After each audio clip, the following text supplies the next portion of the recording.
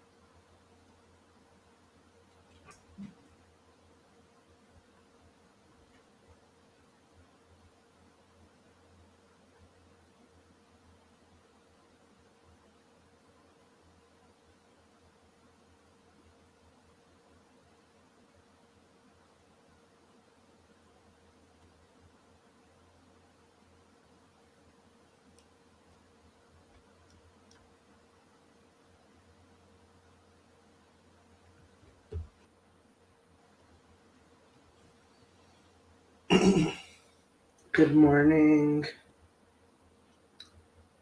Uh, our Bible studies are usually far more informal, and that.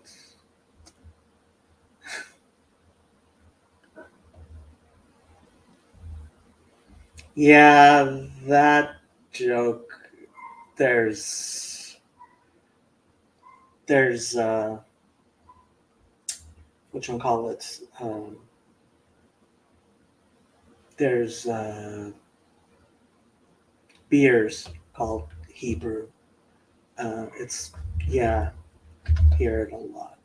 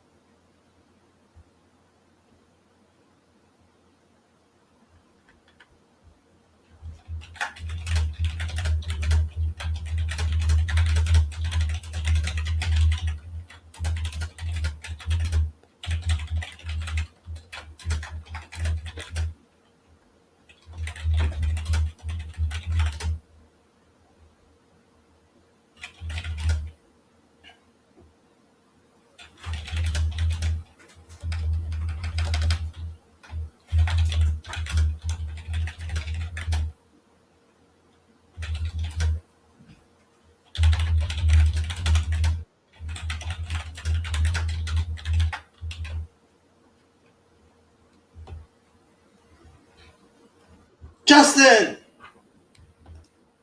Baruch atah Adonai behashamayim v'haaretz. Hello. How are you? Hello. Wow. Blessed are you, the Lord, in the heavens and the earth. Where'd you get that from? I remember it. You remember it? Yes, I took biblical Hebrew for a year in Bible college a decade ago. Oh wow. Okay. Mm-hmm. But I don't remember most of the vowel points. So if you'll struggle, if you'll let me struggle with you, I'll read a little bit. Oh sure. We've done reading before. So this channel started as me just teaching basic biblical Hebrew, and look at it now. I know. Look at you, doing a good job. Hey, I'm 3 away from 1,000 subscribers. Yeah. Congratulations, man. Congratulations. How big is your channel? 2,725. Nice. Yeah. How long have you been doing your channel? Well, I've started my big push. The channel's existed for a long time, but I started my big push, which is like more than just random like thoughts, about 3 months ago. And so my channel started at about 300 subscribers or so about 3 months ago, and has since gone up to about 2,725. That's nice. Yeah. It is. My Shorts growth has content been much slower than that. Yeah, well, what? So I don't. You may not get these because the algorithm. I don't know. You hang out with a lot of Christians, so maybe you do. But you get the if you love Jesus, or if you love the devil, then just keep scrolling. But if you love Jesus, remember that if he said, "If you deny me before men, I will deny you before my Father." So watch this and then like and subscribe and comment. Right? Yeah, I've never tried that. Yeah. So I've seen those shorts, and I made a short saying, would you stop doing this? You're imperiling your soul, right? Making this kind of video, and I ended up getting like 1,000 subscribers from that one short that took like nothing. Right now, are they weekly looking at my stuff? No, but if you make one good short, then you can grow your channel pretty quickly. So, but if you want to grow the channel, YouTube Shorts will do it, but you got to keep up on the Shorts game. It's better to go. While I would love to have many more subscribers, I'm not playing the have tons of subscribers who are barely, a game.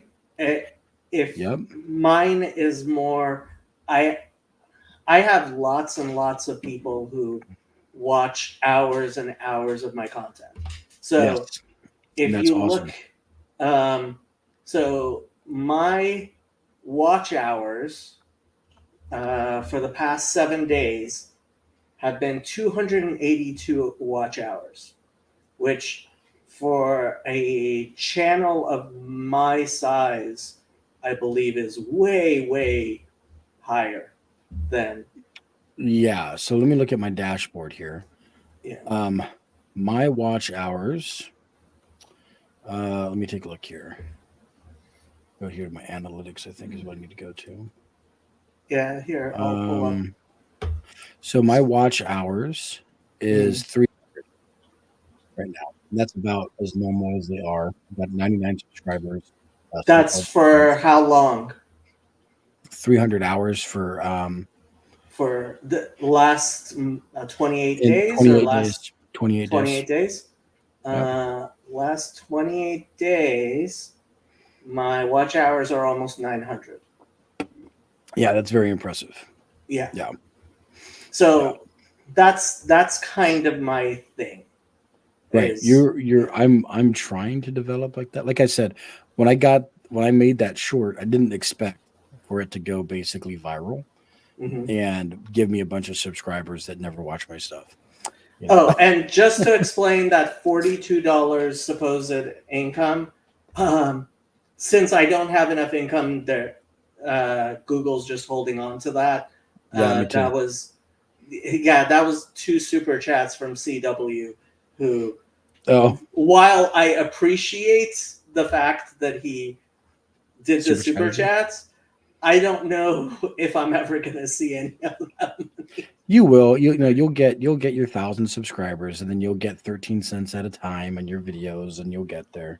Eventually hit $100. Eventually, you'll hit $100. That's where I'm at. So if I look at my 365 days, I have earned. Hold on.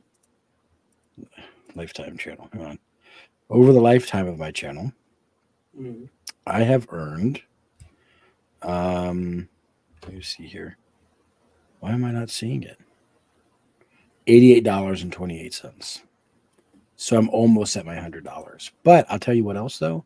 I have sold 3 t-shirts. So that was nice. Nice. Yes. With Streamlabs. So and that's actually, revenue that's gone into my little PayPal account. So which is cool. I'm thankful for those 3 sales. It's awesome. Nice. Yeah. I've got supportive people. I'm trying to build a community like yours. Your community on Discord is very impressive, but you've also been doing it for a long, long time. Yeah. I mean, Yeah. And honestly, I mean, my community is somewhat of a sub community of the Paul Vanderklay community. Yeah. So my whole thing was, and it continues to be, like, I want to support Paul Vanderklay in the stuff that he does. Although more and more I'm starting to just go, you know what? I just need to move on to Pajot, because Pajot's actually building things at a level that I wish Paul would be willing to do. And I mean, they're very interconnected communities, but Yes. yeah, it's the thing with Paul was trying very much to have a space where non-Christians are welcome, and Pajot is obviously, like, his stuff is, we're Orthodox Christians here, and I can't freely walk into an environment like that without some sort of invitation, and I can't speak freely in an environment like that, because of my own religious compulsions, not just that it would be rude, but like I can't, even if it wasn't rude. Right. So 100%. I hear you. Oh man. So are we waiting for a particular person? no. So what we usually do, well, Jason is my usual Bible study partner, Jason, but he is helping. So his sister has a 501c3 charity that helps orphanages around the world. Okay. And so Jason helps. It's kind of like their family created a charity, and his sisters are involved, and he's involved, and So he's traveling to India to help an orphanage, I guess, out there. And so, and it's been hard getting him, like, we used to do this on Wednesday nights, and he was having trouble with Wednesday nights because he had to work, and and I had to change it because of my class. I had a class, Mhm. so we decided to move it to Saturday nights. But now Mhm. it's not nearly as many people watching and getting involved because it apparently it's not a very good time. But I don't have a much better time. I can with all my classes and stuff, and yeah. Um, so it's kind of been so no, we're not waiting for anything in particular. We could do our customary opening prayer. Uh, which I'm not. I'm not allowed to do that respectfully. really Yeah, I mean, we could. I mean, like if I lead the prayer, yes. If you lead the prayer, then no. That's kind of how that go ahead, works. lead the prayer. All right. What do you want to? What, do you want to read a psalm or something? We could do that. Yeah, We we'll read a psalm. usually, I mean, we usually just um, do a very Protestant. Uh, God, please uh, help us to see your truth type thing. But Okay. Psalms works. I I'm a like. big fan of Psalms. Let's go with the first psalm. Yeah.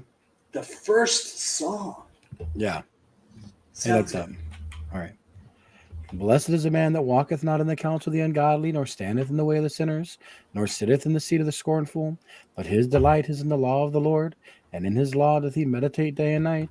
And he shall be like a tree planted by the rivers of the water, that bringing forth his fruit in his season. His leaf also shall not wither, and whatsoever he doeth shall not. When whatsoever he doeth shall prosper. The ungodly are not so, but are like the chaff which the wind driveth away. Therefore the ungodly shall not stand in the judgment, nor sinners in the congregation of the righteous. For the Lord knoweth the way of the righteous, but the way of the ungodly shall perish. Amen. Amen. So, sorry, I'm not very good at chanting. I'm even worse. So I don't actually. So I could never learn. It's called trope, the cancellation marks in Hebrew. Hmm. So I actually have them turned off here. But so this is what the Hebrew looks like with cancellation marks. Hmm. Um, and this is what it looks like with just vocalization marks. Hmm. And this is what it looked like originally back before the vocalization and cantillation marks were Yeah. invented 1,000 years ago. Ashri, Ash Haish, Ray Asher. Haish. Yeah, sorry. I don't know. That's I good. can't know without the words. Yeah. Can you put No, the. but you actually, I mean, you did pretty well. Ashrei Yeah. Haish. Yeah. Asher, La Yeah. Halak, Be Atzat, Wow. Yeshnaim, Va Bedarak, Ha, Ha, Ta. Oh, Torah. No, Toraim. No. that Chataim actually means sins. Oh, oops. All right, my bad. Hataim, La, Amad, Va, Ba, Mosh, Moshav, Mm-hmm. La, Tzim, La, uh, Yashav. Yes. So the laws are actually lows. Oh, sorry. But um, you did that pretty well. Do you understand the words, or how'd you know the? So, Shri, uh, okay. Well, I don't remember the vowel points very well at all, but, Okay. Ashri, Ashrei means fortunate, or okay. yeah, they Or translate it happy as or blessed. blessed, right? Yeah, Haish, I know Haish is man. Ish and Isha is woman. yeah. Um, And ha is the man. the. Yeah. Yep. Hmm. Mm-hmm. Yep. Uh, Ashar, Asher. Share. That's it's very not- common. So I'm thinking. Well, I don't know. I don't know most of these words. asher means that. So it's a very common thing. Lo means not. Halach means walked. Okay. Yeah. Ba'atzat. So Mitzat ba. is righteous. No.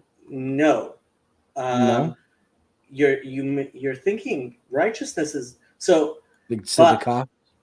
Tzedakah would be righteousness. Yeah. So Right. ba'atzat. So this is actually so these four letters. It's actually pretty complex what's going on here. So The ba first is in, right? in, but it's ba with a patach because it's in the. So Right. that's ba. And then etzah means advice, but here it's in a construct form with Rashayim. So the hey turns into a taf. Atzat Rashayim.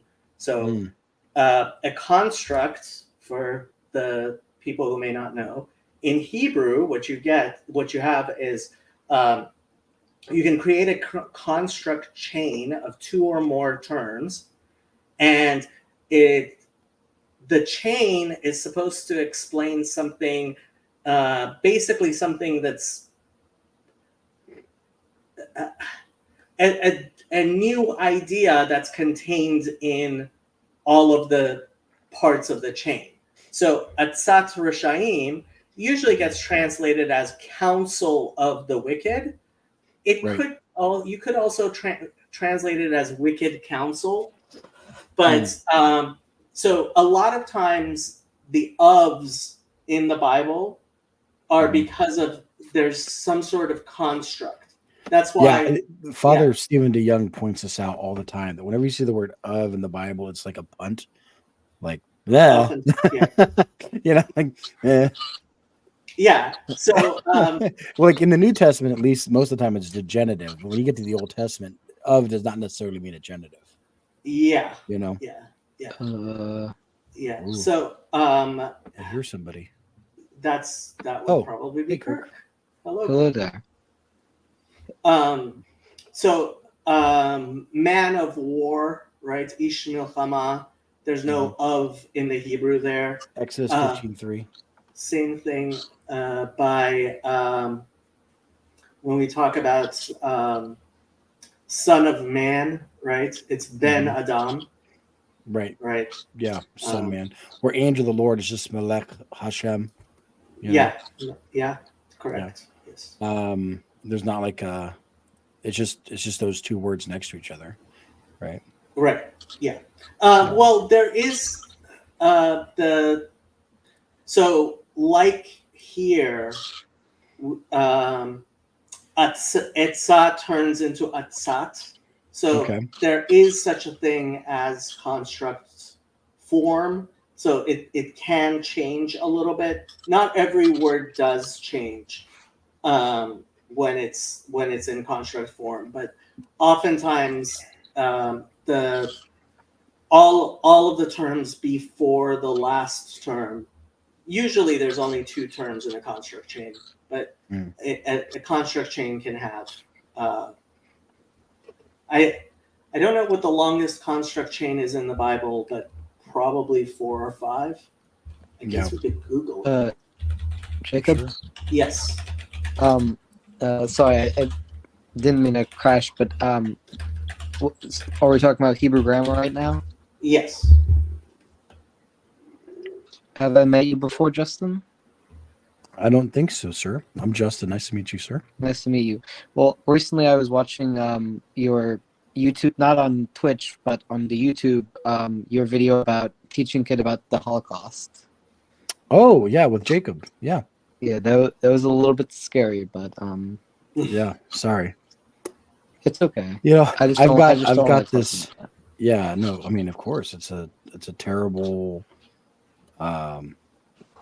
thing. Yeah. And it's led to many, many more terrible things, you know.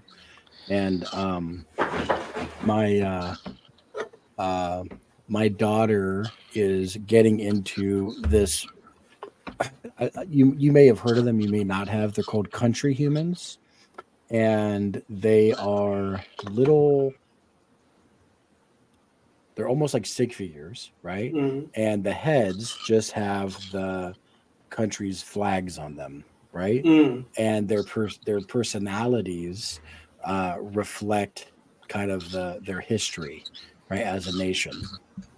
And my daughter is really, really into them, and she has learned a lot of history from these YouTube videos of people just kind of doing this country human thing, right? If I And may ask, how old Sure. is your daughter? she's 9. Yeah. She's 9. My son is 8, and then I've got another daughter who's 2, and another who's an infant.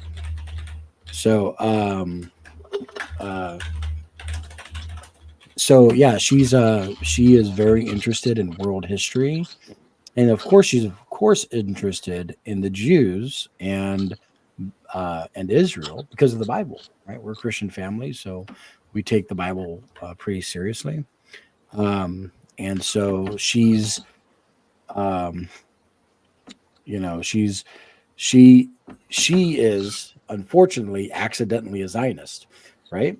Where she sees this modern country Israel, right?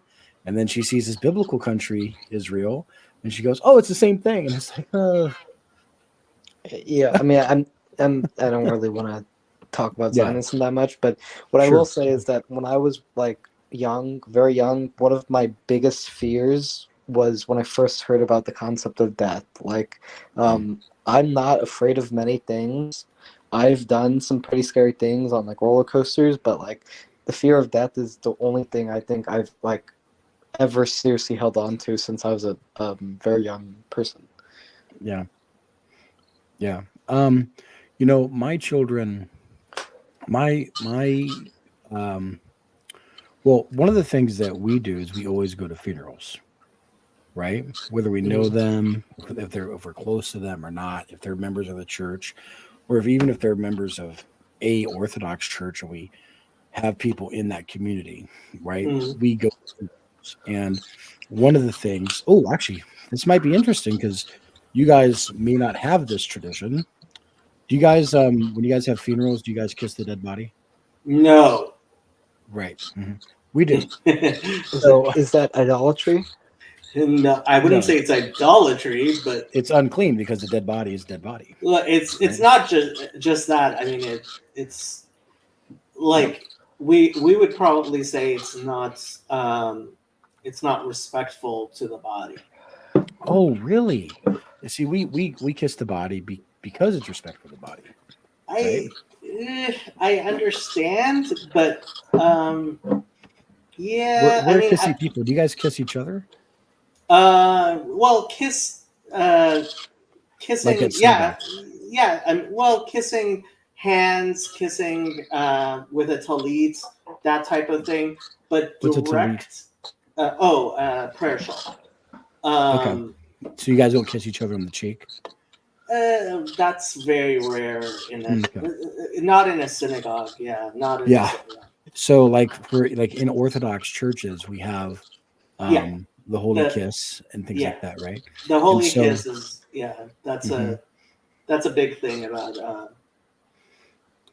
Orthodoxy. Yeah.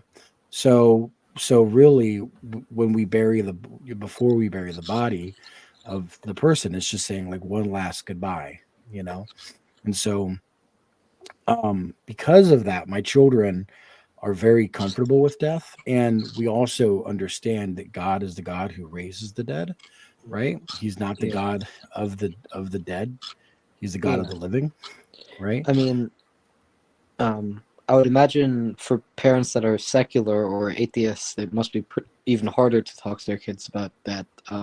But even as someone who considers himself religious, I still wrestle with that because even though I believe in an afterlife, sometimes I get doubts, and that the idea that when you die you can't come back is probably the scariest thing, because if there is no God, then there is no afterlife. Then when you die, I mean, there's nothing, and that's probably the scariest thing I face. Well, I mean, if there is no God and there's no afterlife, it doesn't matter, does it? I guess not, but still, the idea that you can't come back is just something that is very scary. I mean, I'm very young. I'm a teenager, but Mhm.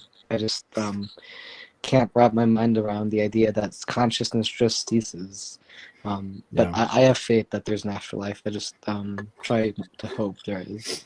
Yeah. I mean, the central claim of Christianity is not just that there's an afterlife, but that there's a physical bodily resurrection from the dead, right? So that the body we That's put one in, of the 13 principles of Jewish faith. it's so weird because I was talking to this reformed guy, reformed Jewish guy, and I asked him, like, do you believe in the resurrection of the dead? And this guy was starting talking about like reincarnation and all this stuff. And I was Well, like, there is reincarnation, but we it's not. do. Okay, so Orthodox Judaism does believe. Kirk, there's something wrong with your mic. yeah, it sounds like Yeah. it It sounds like you're grinding squeaks. your teeth on it. Yeah. Yeah. Oh, Um, if you could mute yourself when you're not talking. Yeah. We do believe in reincarnation as well, and frankly, I like to. There are places in the Gospels I like to point out to Christians when I talk about that, but and we can get into that. But John the Baptist. Please tell me you're going to talk about John the Baptist being reincarnation of Elijah. I was actually going to talk about Jesus being John the Baptist. Okay, I mean, but John the Baptist is older than Jesus. How does that work? I don't know. How does that work? When Jesus asks his disciples, what do the people say? They say, some of them say, You're you John the are Baptist. John the Baptist. So how does that work? Right. Well, I think I think the answer to that would be that some people thought that the miracles that Jesus was performing was actually John the Baptist, that John the Baptist was resurrected from the dead and then was performing these miracles. And so when they heard of this reputation of these miracles being performed, they thought it was John the Baptist. They didn't know it was Jesus. They didn't know Jesus was a different person.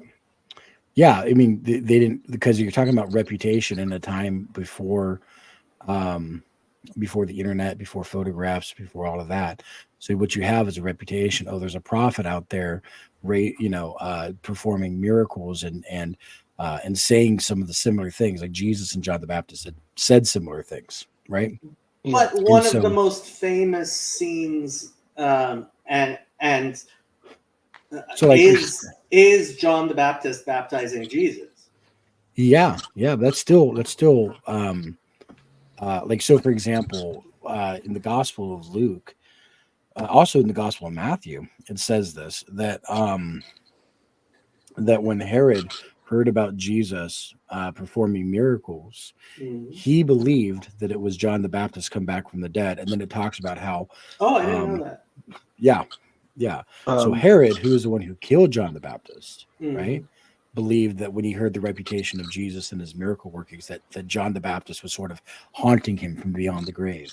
You know what I mean? Or resurrected from the dead and still proclaiming his ministry. I think that's what's going on there. I mean, that sounds like a plausible explanation, but I think along with other places in the Christian Testament as well, but that reincarnation was a belief that was common before the time of Jesus in Jewish culture. Okay. Jacob? Yes. Well, so from what I understand, generally speaking, most Orthodox Jews do believe in reincarnation, but I believe there's actually a group of Yemenites who deny Lurianic Kabbalah that believe right. that... So the Dardaim are a very small group, which like Asher Mazda? arguably they might not be considered heretical people because they come from a community which never accepted the Lurianic Kabbalah. But There's a rabbi in the chat. yes, Rabbi Mullet, who's a good friend of mine, even though I've never met him. What I wanted to point out, though, before I forget, is so Cale Zeldin actually tweeted this, and he said, hot counterintuitive take. There's an inverse proportion between the flattening of infant mortality and the disrespect for life. The more you are surrounded by death, the more serious you take life. Not advocating for a rise in child mortality, of course, but there is something about death and disease that reveals the precariousness of life and that it is indeed precious. Tragedies are incursions of the divine into the mundane. You might even call them sacred. And I responded, extended family and intergenerational families also help. Too many children barely see their grandparents and know little about cousins. They rarely go to funerals. The nuclear family is a nuclear disaster. Yeah, And- so I totally agree with you on that, and that's one of the reasons why I Mhm. am not doing the nuclear family thing. Yea, verily, Good. I am restoring myself as the pater familia of the Brannons, right? So, my kids, Commune. yes, my kids will not be leaving my home Mm. until I'm dead. Okay. um, So, and then there's something that they can take with them. You know what I mean? yeah. So, Yeah. The nuclear family, I think, is an absolute Garbage. disaster. Yeah. Yeah. yeah, I would love to have my, my my son-in-laws living in my house and with their kids, and you know what I mean. Yeah. Or having some, like in California, we're starting to see more mental, because of the pricing of housing. You're seeing more multi-generational families where you've got mom and dad, and then you've got their kids, and then their, their families, and then their grandkids, and they're all stacked into the same house. And the reason why that sucks in California is because there's no land, right? But if you come out here to the Midwest, Yeah. right, you get a little land, you get a little house, you know what I mean? And you got to just keep everything together, Well, Trey was living with his parents, and I told him he really needs to move out. Right, Yeah. Trey? Yeah, I am. Trey, don't you dare No, he move told out me. until you have a wife and kids. I'm not Orthodox, so that doesn't really work for me. You know, What does that mean? like, also, like, if you're in Los Angeles, right, and you haven't moved out, it's kind of like, what are you doing? Oh, yeah, I hear you. Well, I mean, I moved out when I was 18, and I went to Bible college. And then I moved out here when I was 20 to the Midwest. Mm. And within a year of living here, I was married. And then I had my first, children shortly after that, right? But I don't know, man. I like the idea of having a family working together, and like, oh, everyone's gonna work and we're gonna pay off this house, and then we're gonna work and we're gonna pay Yeah, off this. I was You know? joking. I actually suggested to Trey that he move back in with his parents. Yeah, move back Yeah, in with your parents. Yeah, do that. It's Jacob, better. Yeah. Um, Just a second, Kirk. Levi, I don't know if your phone's gonna work. Try saying something. Can you hear me okay? Yes. I can hear you. Yeah. So there is apparently some sort of bug with StreamYard and people using Android, Chrome on Android. So, yes, Kirk, what did you want to say? I was just gonna ask, do you have any kids? I do not have any kids, other Okay. than Trey. Kirk, do you have kids? I mean, that would be very illegal if I did. No, it It'd be very Orthodox if you did. Cool. Kirk, how old are you? I'm 16. It would not be illegal. Well, in most states, it would be illegal for him to have sex with an adult. No, most. Who said it was an adult? With an adult, yeah, and Yeah. yeah. Yeah. Okay. Can we please not talk about underage people's? I just, I support teen Jacob? marriages. So, Jacob, what's Yes. the youngest somebody can get married in the Talmud? They have to at least be 12. She has to at Kirk? least be 12. Kirk, you're 4 years late. Okay, I'm telling you. Well, for boys it's 13. Oh, okay. Okay. 3 years late. Yeah, well, the Talmud isn't what determines American law, nor is it going to determine the minimum age for sex in America. Well, it's God's law, so you don't respect God. I don't know what's up with that. Okay, Trey, stop being silly. Levi, how you doing? Hi, everybody. Shavua Tov for you guys. I'm What does that late. mean? Shavua Shavua Tov Tov. means a good week because the Have a good Sabbath week, just everybody. ended. Oh, The okay. Sabbath just ended. I was in a friend's house having some fellowship and having Havdalah, which is the separation of the Sabbath to the other days. And I came home and I said, hey, let me go see if Jacob is online. We can chit chat, encourage one another, learn something from one another, or perhaps irritate one another. But perhaps it's all in family love and all that good stuff. So Well, I Justin was just mentioning that a Reformed friend of his, Reformed Jewish friend of his, told him that he doesn't believe in the bodily resurrection of the No, dead. dude. More than that. He wasn't just a reformed friend. He was a reformed rabbi. At the Yeah, Temple Reform- Israel, and yeah. Yeah, so Temple Israel. the synagogue that I sometimes take Trey to, Mhm. they do all kinds of weird things, and one of the weird things they do is there is a particular prayer which they say, and it's Mechayeh HaMetim. Like, it's a blessing that praises God as He who resurrects the dead. And because they don't believe in resurrection of the dead, they actually changed the words to Mechayeh et Hakol.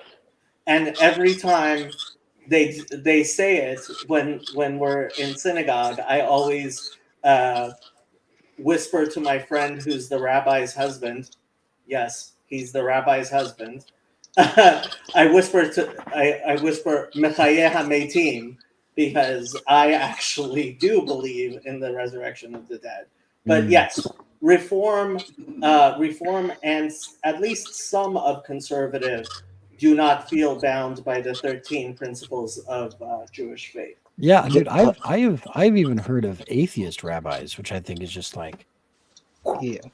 Oh, a majority. If there's something around 90% of conservative and reform rabbis are self-declared atheists. I why? disagree Yeah. with that. I respectfully disagree with that. I was. I'll give you some data from another source.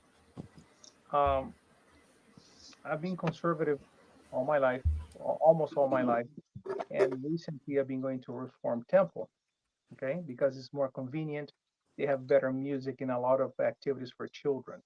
But you are correct, Jacob, that the Reform movement have changed the prayer in the Amidah, that section, because they don't subscribe to the idea of the resurrection of the body. I don't particularly take that route myself, and when I'm saying that prayer, I say the correct way, or at least the way that I was taught. The Reform movement, by vast majority, does not subscribe to the idea of a Messiah like the conservative and the Orthodox, But anyway, but I've met a lot of Reform rabbis who do not subscribe to the Reform movement. Isn't that interesting, Jacob? That they went to seminary and all that, and yet when they talk to them privately, they are very actually conservative in their ideas. Well, it depends on the person. It really does. Right. But The figure I gave, 90%, is from a video that Max of Meaning posted on my server, where he had there was a discussion between a conservative rabbi and a reform rabbi, and the reform rabbi said that she estimated about 90% of the people who were at HUC with her, Hebrew Union College, which is the Reform Seminary, do not believe in God. and the conservative rabbi said that he would say a similar number at JTS, Jewish Theological Seminary, which is the conservative. And while I don't have better statistics than that, I mean, that video, I don't think they were doing it in order to like in any way denigrate the people. The fact is that HUC and JTS have had a very hard time, and there's a reason they're closing campuses, is because they have a very hard time finding people who want to be conservative and reform rabbis because of a lot of this, I would say, theological incoherence in their movements. Yeah. Well- Can I just? Let me just complete the sentence, Jacob, for a second. I'm sorry. We have to be very Jewish to ask, what do you mean by God? Not just what we believe in God. So if you believe in God as a man with a long beard who lives in the cloud, and you know what I mean, the God of the Middle Ages, yeah, I don't believe in that God either. Okay, what is God? Is God a man who was crucified in a cross and has things on his head? I mean, Yes, yes, we that have- is correct. That is God. right. Is God, so what is God? Then you can open that onion and take the layers off. And if you're talking about that God of the Middle Ages, I don't believe in that God either. Mhm. Yeah. But if you Well, believe in God- I don't think that the Renaissance artists that were depicting God as a bearded gentleman, an old bearded gentleman, were doing anything other than making a visual representation of the literary representation of God that we see in the Bible, of the Ancient of Days that we see in the Bible. Right. You're an Eastern Orthodox, Justin. I want to I- let Trey respond to this, Hold on. but I listen. Yeah. I agree, right, that we do not depict the Father, and also I also agree that the essentially, well, I don't want to get into it, but we do not depict the Father. You are correct. I agree, thank you. right? But that being said, they what they are doing is they're doing an artistic representation of what's happening in Daniel, not saying we actually believe that there is a sky daddy, as the atheists like to say. You know what I mean? So I have to say I have a disagreement with Father Eric Seitz, who's the Roman Catholic priest in this little corner. My disagreement is I think that the ceiling of the Sistine Chapel should be put in a museum, and he disagrees. He thinks it should just be destroyed. And he is a Catholic priest because he's that much of an iconoclast. Michelangelo was no theologian or very religious person. Well, I know Yeah. that back then they were all those artists were into pedestry and stuff, so it's kind of Michelangelo particularly. So like, yeah. I wouldn't say it's like the same thing as icons by an Orthodox or icon carver who is supposed to have at least some training in theology. But Trey's Right. been waiting to say something for a very long time. What's the British gay guy who doesn't like black people? He does no. He was married to a black person, and you're talking about Milo Yiannopoulos. No, I'm not. The other one, Oh, the you're new not? one, the new Milo Oh, I didn't know it. Yiannopoulos. Okay, Okay, in that Trey, case, I know you're trying to trigger me, but Okay. I have zero idea what exactly makes you think I'm gonna explain the story. I just Douglas need to remember Murray his name. doesn't. Douglas Murray. Yeah. Yeah. So Douglas Murray asked Rabbi Jonathan Sachs because he Okay, went so to I his don't know congregation. Who is this Douglas Murray fellow? First of all, You don't know Why Douglas should- Murray? Oh, you why should should I care about definitely this check out Douglas Murray. He's a brilliant speaker. does he actually not like black people, or is that just something No, that people say about him? Trey just believes anybody who votes Republican doesn't like black people because Oh, Trey he's is one woke. of those. Yeah, Trey's he's been so completely brainwashed by So the gross. wokerati. I'm so But go sorry. Yeah, ahead. Reagan really loved black people. Reagan and black people. Trey. It's- Anyways, Yeah, Trey, Lyndon B. Johnson and your black people. ignorance is this. it just It's bursts astounding. forth from you like a rainbow of stupidity. let me finish my story. So, anyways, Hey, Trey, what's before we his name? start, would you like Douglas. to recite the Sparkle Creed together? I've already done that. Actually, I Uh-huh. don't know it. Yeah, right. Yeah, you do. You're just Any- embarrassed. You're just rightfully ashamed. You'd be surprised. I'm pretty, Yeah. based. Anyways, continuing on. So, Douglas Murray was talking to Rabbi Jonathan Sachs, and he goes into the Orthodox temple, and he goes to Rabbi Jonathan Sachs. Most of the people here are atheists, right? And Rabbi Jonathan Sachs says, yes. And yeah, I forgot the end of the story, but basically, I think even in Orthodox areas, a lot of them are atheists. I mean, isn't Rabbi Jonathan Sachs like a big top dog? First of all, there's no such thing as an Orthodox temple. Orthodox have synagogues, not temples. Christians have temples. Correct. Yeah. Yep. That's a difference in theology there.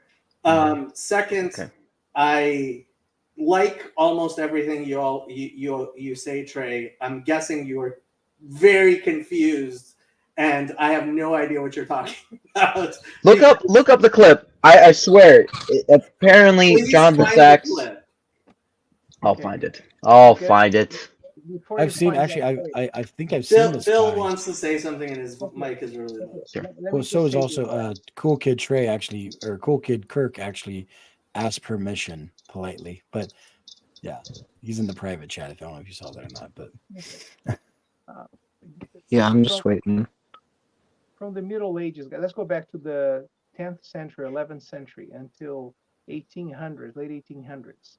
To say that you're an atheist at that period in time, it really meant that you don't subscribe to the church teachings. It doesn't mean that today we say agnostic. Most modern people now say, I'm agnostic. I don't know if there's a God, maybe there is, but I don't subscribe to any particular method of describing God. You find people today, they say, I'm an atheist, and then you can challenge them philosophically, say, really? So can you prove that there is no God? I cannot prove there is. And the physicist,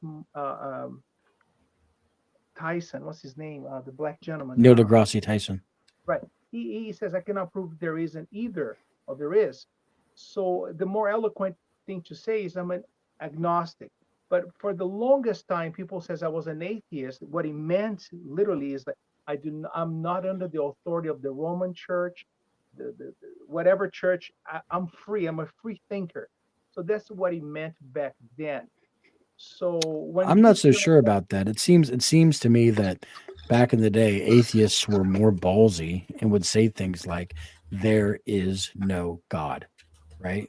And that would be their position. That's what they would argue for, and they would make that argument, oftentimes through the problem of evil in the world and things like that. And they would make the argument there is no God, not just, oh, there's not enough evidence for me to believe, or oh, I don't necessarily think that there's a God. Like generally, people who describe, at least as far as I've learned, people who would have a concept of God would be called deist, right? They'd be like, I don't really know. I don't really believe what the church teaches or whatever, but I think that there might be something out there. It's kind of a deist perspective. I've never heard anyone use that phrase as atheist, but I will say, I do remember some of the early church fathers when they were accused of atheism before their martyrdom, right? What they were saying is that they didn't believe in the Roman gods, right? And so they would take that title. And I remember I think it might have even been my patron saint, Saint Justin Martyr, when they said, "Say away with the atheist," and he gestured to the crowds, "Away with the atheists," and he was calling them atheists because they don't worship the true God, right? But I'm sorry, go ahead, forgive me.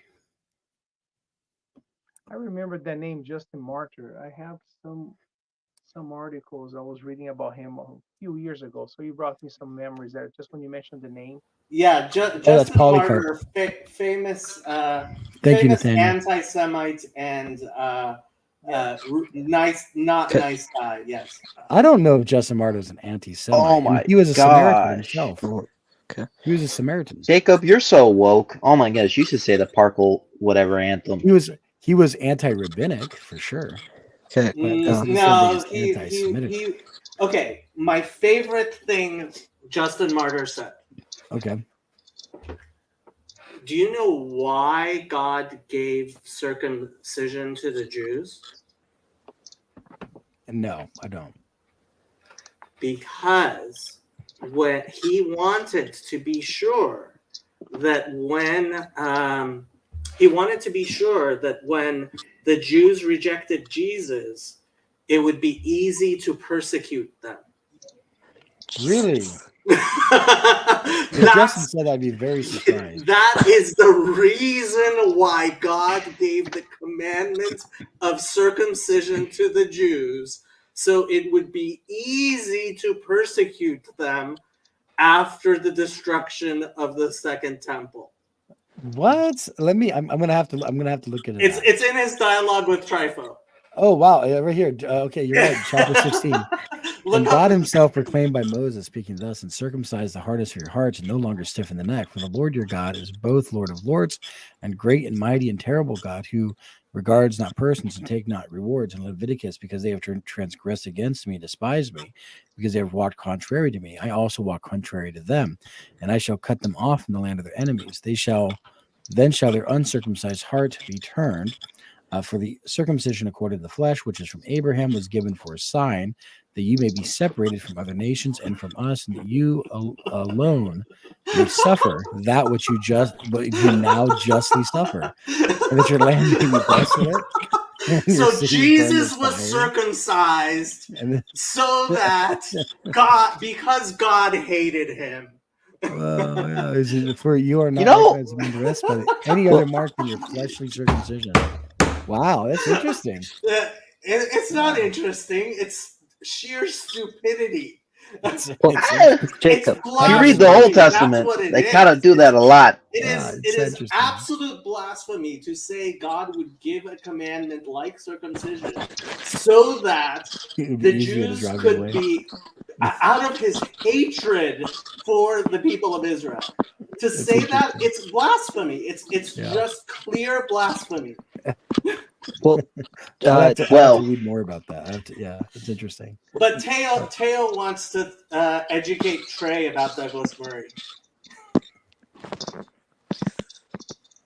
No, I don't. I just wanted to. Okay, thank you, Teo. Yeah, I remember you're that British guy. I am that British guy. Yeah, good to see you. Did you ever talk to Bob about me? I spoke to Bob. I don't think I spoke to Bob about you. Oh, No. Jiminy Christmas, man! I asked you to do one thing. The conversation sort of moved down a lot. Since No, I hear you. I'm just kidding. It's been a long time. Yeah. Speaking school has become pick a side, Jew or Palestine. Yeah. Yeah. well, can I speak now? Yeah. What I was Okay, going to say Kirk. is, in early rabbinic writings, they said a lot of nice things about Christians. I mean, like, I'm pretty sure doesn't the Talmud say that Jesus was a blasphemer who led people astray, even though he himself said that first he sit on the throne of Moses? Kirk, this is part of the reason I usually don't let you talk, because you tend to move things into a whole different direction, which I generally don't want to go to, but we can. No, the Talmud does not say anything as blasphemous as God gave the commandment of circumcision so that the Jews could be persecuted. That's a blasphemy against God. Okay? That's a completely other thing. It is blasphemous to say that God gave it's Marcion. It's Yeah, Marcionite. it's pretty rough. Yeah. Yeah, And I Trey, wasn't aware of that. Yeah. yeah, Trey, I listened to the Jacob, he's note. 16, by the way. What? He's 16 years old. Yeah, he's 16, but like I keep on telling him, like, Kurt, stop derailing the conversation. Can I ask you a question actually? Because he just reminded me of something. Yes, go ahead. And I don't mean to derail the conversation further, but I used to work at this place called Sephardi Had a Party, which is like a Jewish party supply shop, you know. And apparently the idea is if I, as a Gentile, go to your wedding and I eat off of your food, like your plates, like all of those have to be mikvahd. Is that right? No. No. If I buy plates from a Gentile, Mhm. or if I lend my plates to a Gentile, when I get them back, I am supposed to take them to the mikvah. Okay, right. But not necessarily for a wedding. It has nothing specifically to do with it. Okay, so maybe it was just temporary plasticware because it's unclean. Temporary plasticware never has to go to the mikvah. No, that's not what I'm saying. But you had said if you bought your utensils from a Gentile, Yes. it would have to go to the mikvah.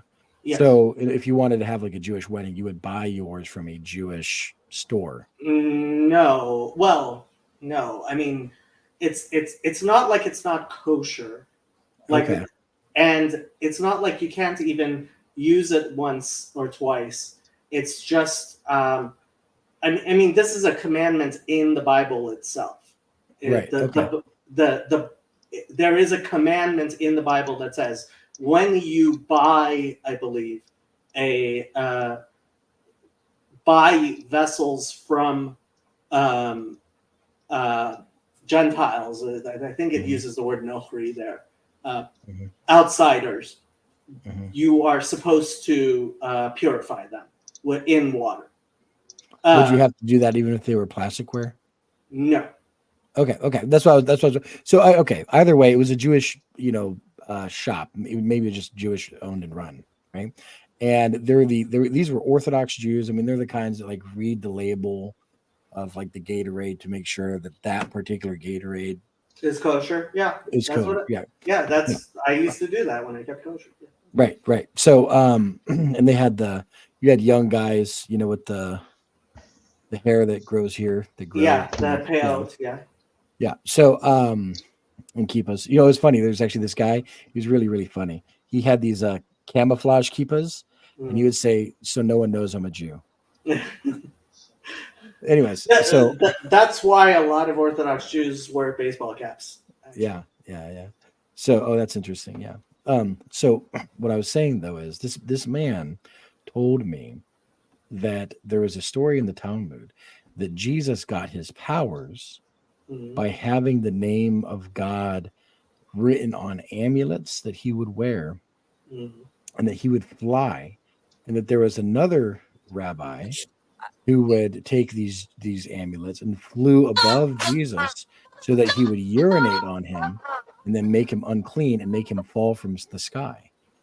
That doesn't sound like one of the stories from the Talmud, although I have heard of stories like that in like the Midrash or something. I would have to go look up the story, but that does not sound like it.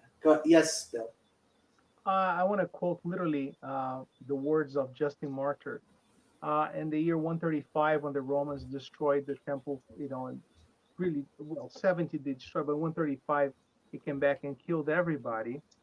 Justin Martyr saying, I'm quoting, "All this happened to you rightly and well, for ye slew the just one whom the prophets before him, and now ye rejected, dishonor for the." So no, he was gloating. I could read more and more, but it's too depressing that Jesus died in the hands of the Jews. The Jews murdered Jesus, according to Justin Martyr and other theologians. That's fine. And that's why they deserve to have that misery and the destruction of the temple and all this slaughtering.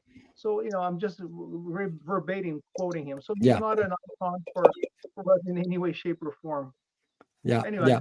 Oh, okay. And I found the story you're talking about. It's from Toldot Yeshu, which is from 500 years ago, and it's not a religious Jewish text at all. Oh. It's yeah, How did you find it that fast? Google. Okay. Google. Yeah. Yeah. So yeah. Anyway. No, actually no, it is common Christian belief that the temple was destroyed because Christ was rejected. It is. It is. That is. That it is is- still to this day, common Christian But understanding of the unfortunately, destruction of the Dr. temple. Martin was rejoicing in writing with gloating words to the fact. I don't have any Mhm. pleasure in somebody's murder. I don't have any pleasure at all. Mhm. Is so for you to gloat and say this was a wonderful thing that happened, it's like wow. Eusebius was even worse. Yeah. Mhm. It was the hate, the joyful hatred. Like, it's funny. Like, you would say a Christian should say at least, love your enemies, and Mhm. but like, no, there's definitely been a lot of rejoiceful, like, and frankly, one person brought up the fact that there was a Resh Galuta, an exilarch, What's that? sometime. Reshgluta. So the exilarchs were the descendants of the Davidic court that were held in captivity in Babylon, Mhm. and they actually continued up to I think like the year 900 or 1000. So there was a David when the Babylonians took the house of David into captivity. They had a particular, like, they kept them in captivity. Like, Mhm. we actually have from, I think it's like 400 or 500 BC, a manifest of like the household budgets of one of these kings, and they were captive kings in Babylon. And so the Resh Galuta was the official Davidic king in the Babylonian court. Mm. And so around the year 300, one of the Reshe Galuta, one of the exilarchs, he purchased hundreds of Christian slaves and murdered them. And I will gladly say that man, if he's not still if he's not burning in hell already, he will, or he did burn in hell for every single soul he did that to. I have zero, I have zero compulsion about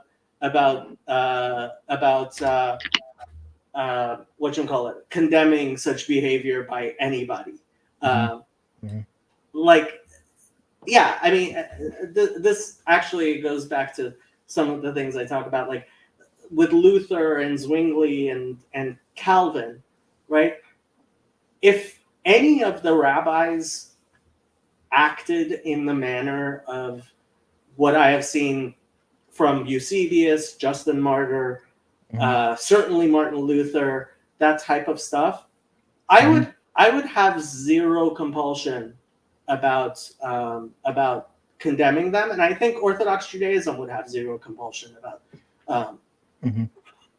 condemning them, because honestly, I mean, it just does not live up to the standards of Torah. Do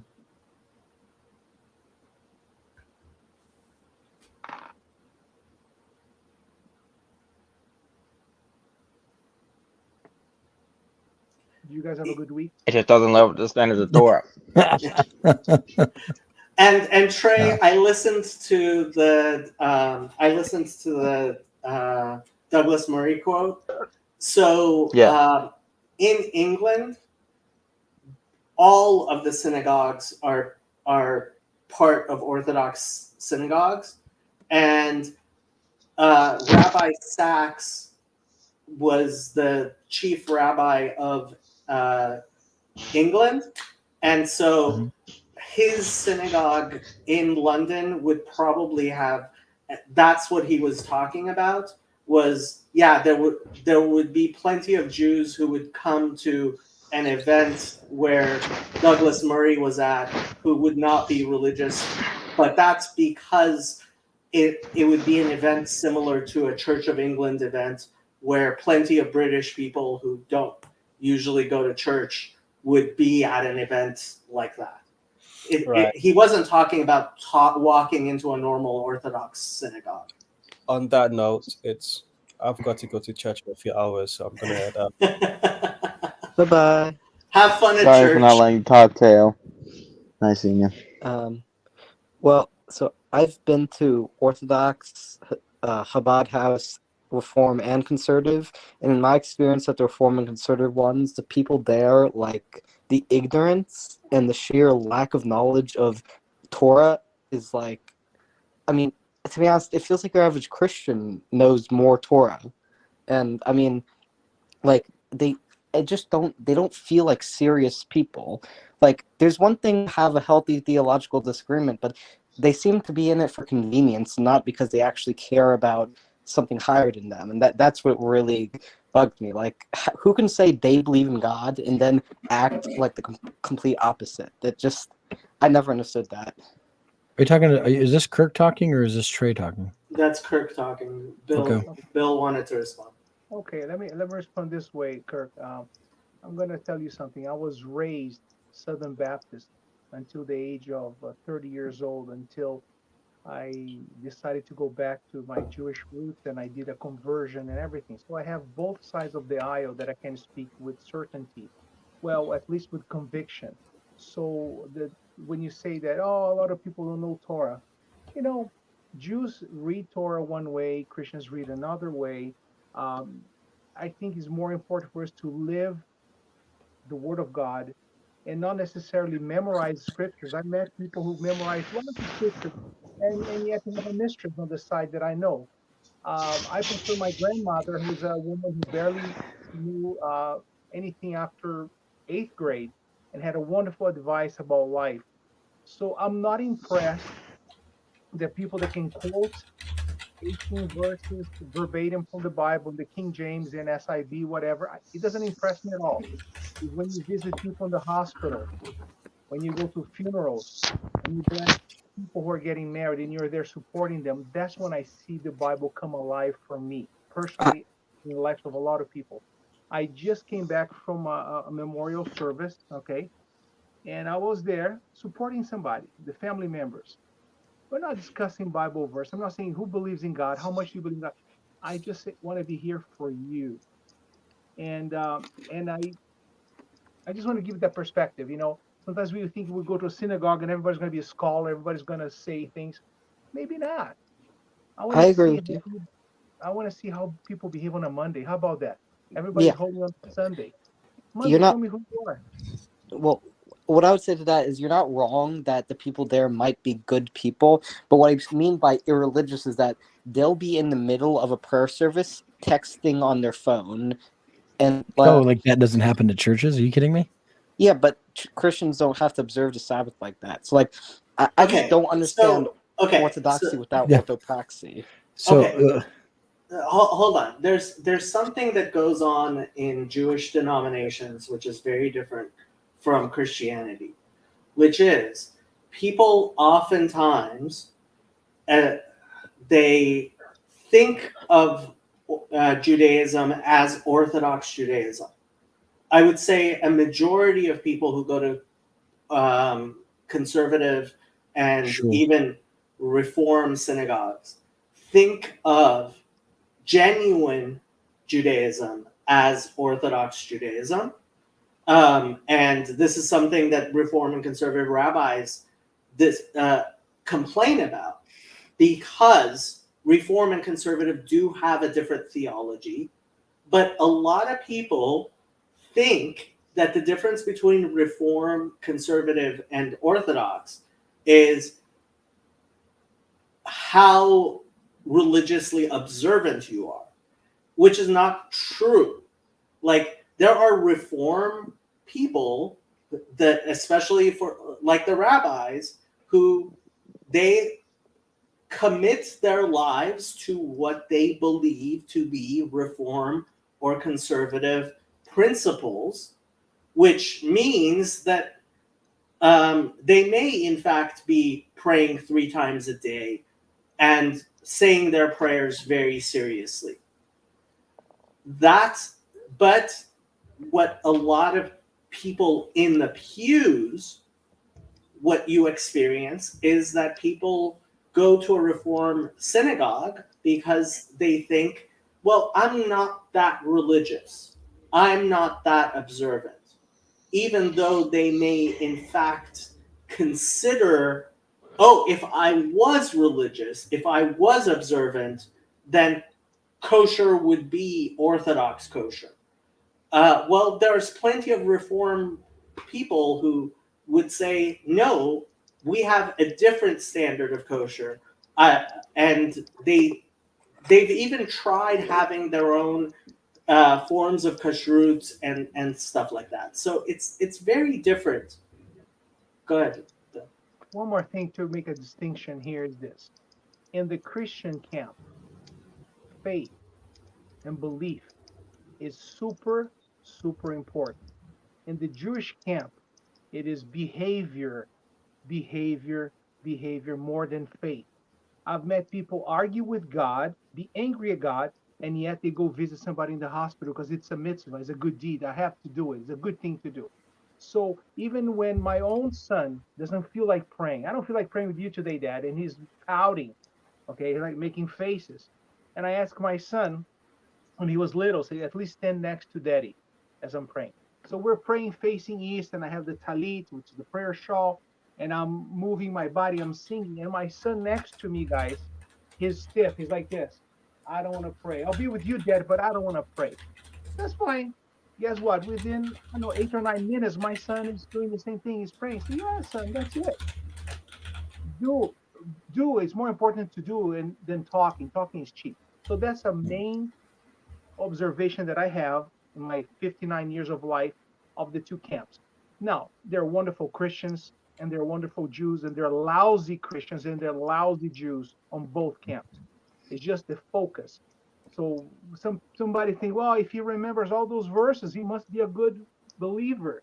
If he doesn't know any of the stories, he must be a lousy believer. I couldn't care less. That's the last thing I'm thinking as a social worker. By the way, I couldn't care less what you can recite for me. Tell me what you're doing.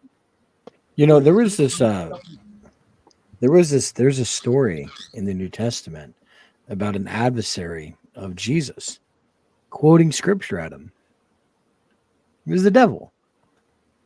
You know, like every time the devil was trying to get Jesus to succumb to his temptations while he was fasting, right? He was quoting scripture. And so it doesn't matter how much scripture you quote. That doesn't necessarily mean that you are Orthodox, you know. I would even go on to say it's not very impressive even to say that you believe in one God, right? As James says, you know, you believe in one God, good. The devils also believe in one God and they tremble, right? Like, so it's no big deal to believe in one God either, right? So it's you know, it's, yeah. But you know what though, I do want to say, Levi, you had said something earlier. You said the Christians read scripture one way, you said the Jews read scripture another way. And I just happened to be reading this book here, The Mystery of Christ, Life and Death, and this is by Father John Bear.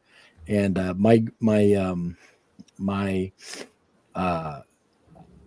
have a book club on my channel, and this is the book that we're going to be reading. And I just got done reading this section. I thought it would be interesting. If you don't mind, I'm going to read it real quick. It says, the interpretive character of theological statements forces us to take seriously the exegetical practices of the apostles and the early Christians following in their footsteps, in and through which doctrinal formulas were articulated. The disciples did not simply come to understand Christ in the light of the passion, his crucifixion. Rather, only when turned again to the scriptures did they begin to see there are all sorts of references to Christ, and specifically to the necessity that he should suffer before entering his glory, which they then used in their proclamation of Christ. In other words, this is right here is a key point. In other words, the scriptures were not used merely as a narrative of the past, but rather as a thesaurus, a treasury of imagery for entering into the mystery of Christ, the starting point for which is the historical event of the Passion. In this, it is not so much scripture that is being exegeted, but rather Christ who is being interpreted by recourse to the scripture. In other words, they're not looking to the Old Testament to interpret the Old Testament. They're looking at the Old Testament in order to come up with metaphors, analogies, images, and parallels to what they encountered in Jesus, right? Okay, so what you're saying is interesting because the concept of Messiah, for example, is a uniquely Jewish concept. Yep. We created the concept, we brought it, other people can run with it, that's fine. So in order for you to be declared the Messiah, whether it's Jesus, Bar Kokhba, you name it, there are other Messiahs, right? That's wonderful. You have to meet the criteria. Where do you find the criteria? You don't find the criteria in the library, you find it in the Torah. So if Jesus meet the criteria, great, he's the Messiah. If he didn't meet the criteria, as much as I may admire Jesus as a Jew, I'm sorry, you're not the Messiah. So what happened is when Jesus dies and everybody's shocked that he's dead, that the Romans killed him, and he didn't fulfill what was supposed to happen, they go back to the Torah and they start to find other things there. Let's read it again, because I am so disappointed. I'm so in shock that my Messiah died, or I thought he was the Messiah, and nothing changed. These Romans are still here oppressing us. Life is miserable. And then we go, wait a second, as I read the text again for a second time, now I find another meaning. Just because they found another meaning doesn't mean it is. Well, it is for that person, but it doesn't change the reality for me personally.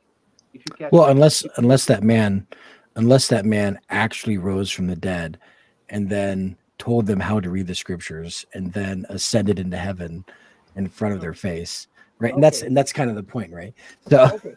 So because during the first century, as you mentioned, and not just the first century, but the second century and centuries following, there have been plenty of messianic contenders, and then they die, and then their movement ends. But that's not the case with I mean, the fact is that in Jewish history, we've had this happen over and over again. right.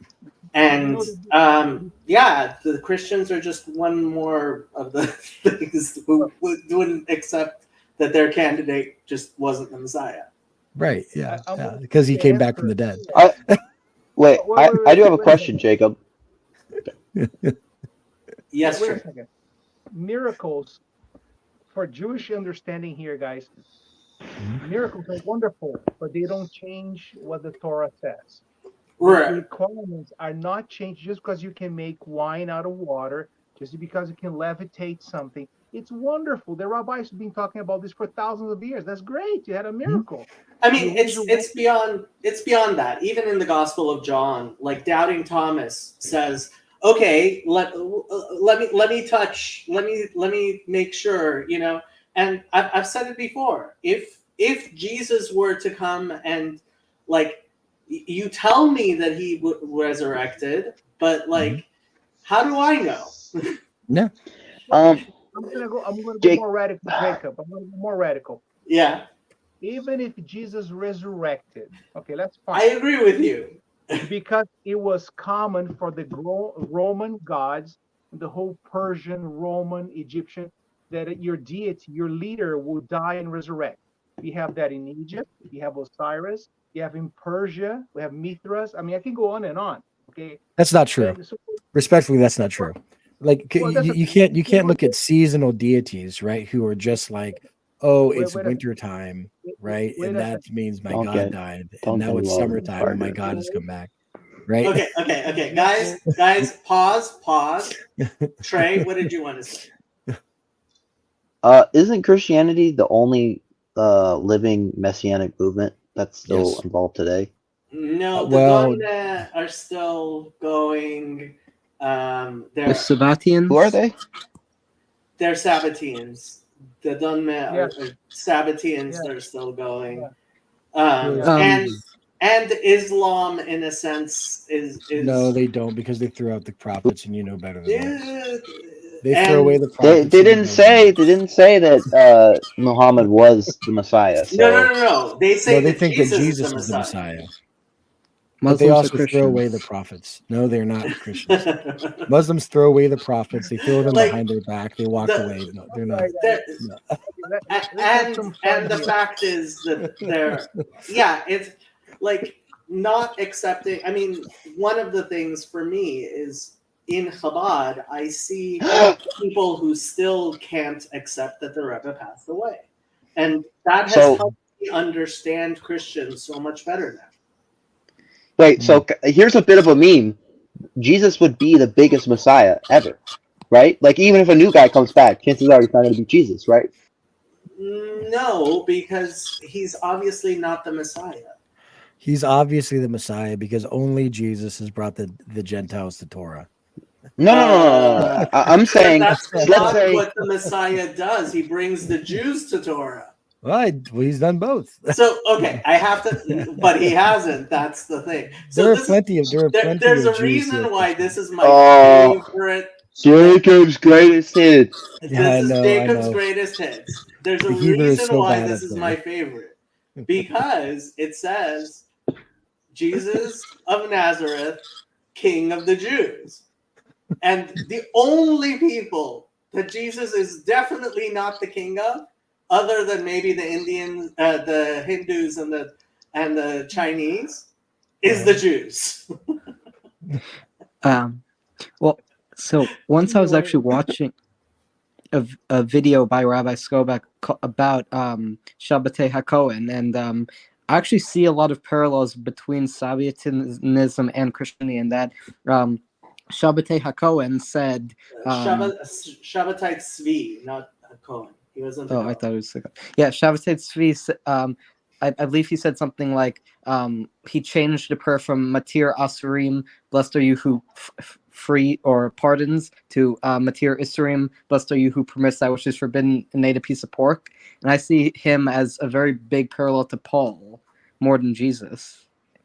What? I'd like to give a compliment to the gentleman who's just speaking right now. You quoted Michael Skobach, the rabbi from Canada. Am I He's correct? one of my Yeah. favorites. Yeah. Yes, he has wonderful videos everywhere. But I just want to go back to say this, that before Jesus, there were all the two messiahs who got killed by the Romans. That's why the Jews go like, wow, that's wonderful. You're the Messiah? Great. Oh, you died, nothing happened, nothing changed. I guess you're not the Messiah. And there's always going to be a following of people who don't want to believe that he died. And, the fact that, oh, Jesus, Christianity is so big because it's true. Your size does not determine veracity of your Oh no, theology. I agree. Yeah, I One don't think of the Christianity is true biggest- because it's big. One of the biggest surprises for me was reading Acts 5, and Gamliel just so perfectly explains the Jewish position, and I just did not know. Do you think that's authentic? That Gamaliel said that? I could believe it. I could believe it. Yeah, that he would, because it's the Jewish position. It's still the Jewish position. Mhm. You know, if Christianity as it was during Gamliel had lasted, right, then it could have some truth to it. But the fact is, it didn't last. The people that Gamliel was talking about were people who kept the Torah, who kept kosher, who kept everything about the Torah. And Mhm. those people were killed by the Christians. I have a cooler comment that doesn't make us go into the loops we've done 30,000 times. So let's say the Messiah does come back, Gamaliel right? is considered a Uh, saint actually in the Catholic Church, which I think is interesting. He's No, from he's Wisconsin. he's also he's a So Saint Yeah. Gamaliel, also Gamaliel the elder, or Rabbi Gamaliel, was a Pharisee, was leading authority in Sanhedrin, a doctor of the law and a teacher of St. Paul. The translation of his relic is observed on August 2nd. He is part of our calendar as a Christian. Yeah, actually, I think Andrew's church here in Los Angeles has a relic of Gamliel, supposedly, which Yeah. would be very offensive if it were true. Go ahead, Trey. Oh, sorry. Yeah, I've been waiting to say this. So like, because I'm trying to think of every Muslim and every Christian that has accepted Jesus as the Messiah, right? Just add that All up of as the a number. Muslims say he's the Messiah. Yeah. So right now we're at 2 billion. So 4 Closer billion to people who 3 think billion, yeah. Yeah. A little bit less than 4 Maybe, billion, yeah. maybe up to 4 billion people, yeah. 4 billion in this modern day Mm. and think that Jesus was the Messiah. Let's say the Messiah does come back. Mm. Wouldn't that mean, Does like, how come back. long would it take? Or whatever, I don't know, whatever, transforms 3 times the Messiah, whatever your Talmudic, whatever thing belief. Anyways, so let's say it does come back. How long would it take for there to be more people that accept him as the Messiah than Jesus? So Well, I you think know they what's would funny say about it's that? instantly. You know what's What? funny about that? So Isaiah chapter 53, right? Mhm. So Yeah. Christians say that Oh, Isaiah 53 reads very differently in the Septuagint, FYI. really, I was not aware of that, but doesn't matter. Christians say that this is about the Messiah. And Mhm. Rabbi Skobach made a great point. Who would believe our report, and to whom is the arm of the Lord revealed? So if the only person that it would be a surprise, like if the only person that it wouldn't be a surprise if he were the Messiah would be Jesus. So when Isaiah 53 gets fulfilled, the one person who definitely is not in the running would be Jesus, because everybody would be like, yeah, of course he is. But That's an Man, interesting God's take. kind of a trickster. Like, he's closer to Yeah, Loki. He's gonna interesting he's gonna allow everyone to believe, mostly on Earth, that we got the wrong Messiah through most of history. Great job, God. That's what Maimonides says. Maimonides says Okay. says that Christianity spreads this idea of Messiah so that Christians and Muslims know what it is, so that when the Messiah comes, like if you say to a Hindu, hey, this guy's the Messiah, they're going to be like, what? That's not going to mean anything to them. But when the real Messiah comes and you say to Christians, this is the actual Messiah, they'll actually have a capacity to understand it. All right, Jacob, So God will give people fake gods just so they can do right, rather than revealing his true intentions. Well, yeah, it's actually No. interesting because It's moving them closer to godliness. Yeah, so you do know Okay. you know this Okay. already, that Right. that if there is a very prominent worldwide Jewish man who claims to be the Messiah that's not Jesus, Yeah. Christians have a word for that. The Antichrist, yeah. Yeah, exactly. Yeah. Yeah, and frankly, I think I think there's going to be Christians who are going to be caught up with, because in that when the actual Messiah comes. Yeah, Okay. I'll be with them. Yeah. I hope But not. Jacob, you don't I have hope demons. Yeah. Trey, What do you mean we don't have to? Verb. Trey, when Sorry. Trey talks about returning, the Messiah will return. And Jacob says when the Messiah comes. There's 2 different verbs. Returning, you're assuming that he was already the Messiah and he left and he took an airline express to heaven, right? And for me and Jacob, no, when he comes, when the person comes and do the job, then I believe you. That's why I believe is not that important. Is show me the money, do the job, and then I believe you. The second point is when you say there's 1 billion Christians and 1 billion Muslims, there's 2 billion people, 4 billion, whatever. Well, I guess all these people who believe in Jesus didn't change anything because we're killing each other like there's no tomorrow. So this thing about believing Jesus, he's the Messiah, he's not Messiah, he's a rock and roll star. It doesn't matter. We're still killing one another. Back to Acts 5 and what Gamliel says. Don't find yourself on the wrong side. He is absolutely right. Don't pick a side and don't find yourself fighting against God. Why would you do that? Mm-hmm. And that's what is so surprising about the fact that it's right there in Acts, right? Like, where do you get this idea that I have to know? And even Jesus himself, all through the Gospels, he's like, no, don't tell anybody I'm not the Messiah. Don't tell anybody I'm the Messiah, right? Mm-hmm. And frankly, it seems to me that Jesus himself is saying this idea of who is the Messiah, like your candidate of the Messiah, it's a mistake. And I do believe it's one of the worst mistakes you can make, of being a partisan for this guy has to be the Messiah. I don't care who it is. Yeah. Guys, Well, I just want to say this. My battery's dying and I have to go. I really enjoyed the discussion today. And thank you for your comments. And have a nice evening. Hopefully see you guys next Saturday, okay? Shalom. Bye, Bill. Yeah. Shalom Aleichem. All right, bye-bye. Shabbat Take Tov. Kereski Rene.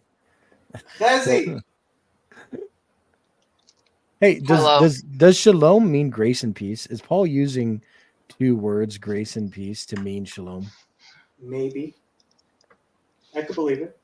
Okay, I'm I just just wondering. want to mention that, first of all, Trey's comment about God's being like tricky with regards to, sending us prophets, false prophets. So the Bible that specifically talks about that there'll be false prophets that are there to tempt us and try us. So that's number one. Number two. But you stone them. What do you mean about we stoning them? What's your comment about? Like What are you trying to say? Like they don't they should not exist. False prophets should not exist. No, like no, that they is a shouldn't bad thing. exist. They shouldn't exist for the Israelites. Other nations and other religions may have their prophets. That's not. We're aware that the Bible makes sure to talk to us all about a story about a man, a very powerful prophet, and his donkey. Even though the Israelites have nothing to do with Bilam, we don't interact with him. He doesn't talk to us. We don't see him. The Bible is telling us, guess what? There's a whole other conversation happening in the rest of the world. People have a relationship with God. More than that, people have a powerful relationship with God. Specifically, the Israelites have their own relationship, and that's why that story unfolds the way it does. But the Torah is not shying away from the fact that there could be other relationships people are having with God. And like I mentioned in the comments, Rabbi Kook mentioned how it is reasonable to him to believe that other religions would have leaders, spiritual leaders that could perform miracles as well. And Maimonides also talks about it's less about if someone performs a miracle, it's a whole grouping of things that need to come true for him to be the actual Messiah. And that's why Rabbi Akiva thought Bar Kokhba was the Messiah until he wasn't the Messiah anymore.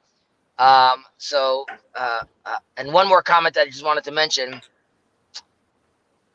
I'm sure you guys are aware of this, but there's like a very, very harsh depiction of Jesus in the Talmud, which talks about him sort of sitting, exactly, boiling an excrement, right?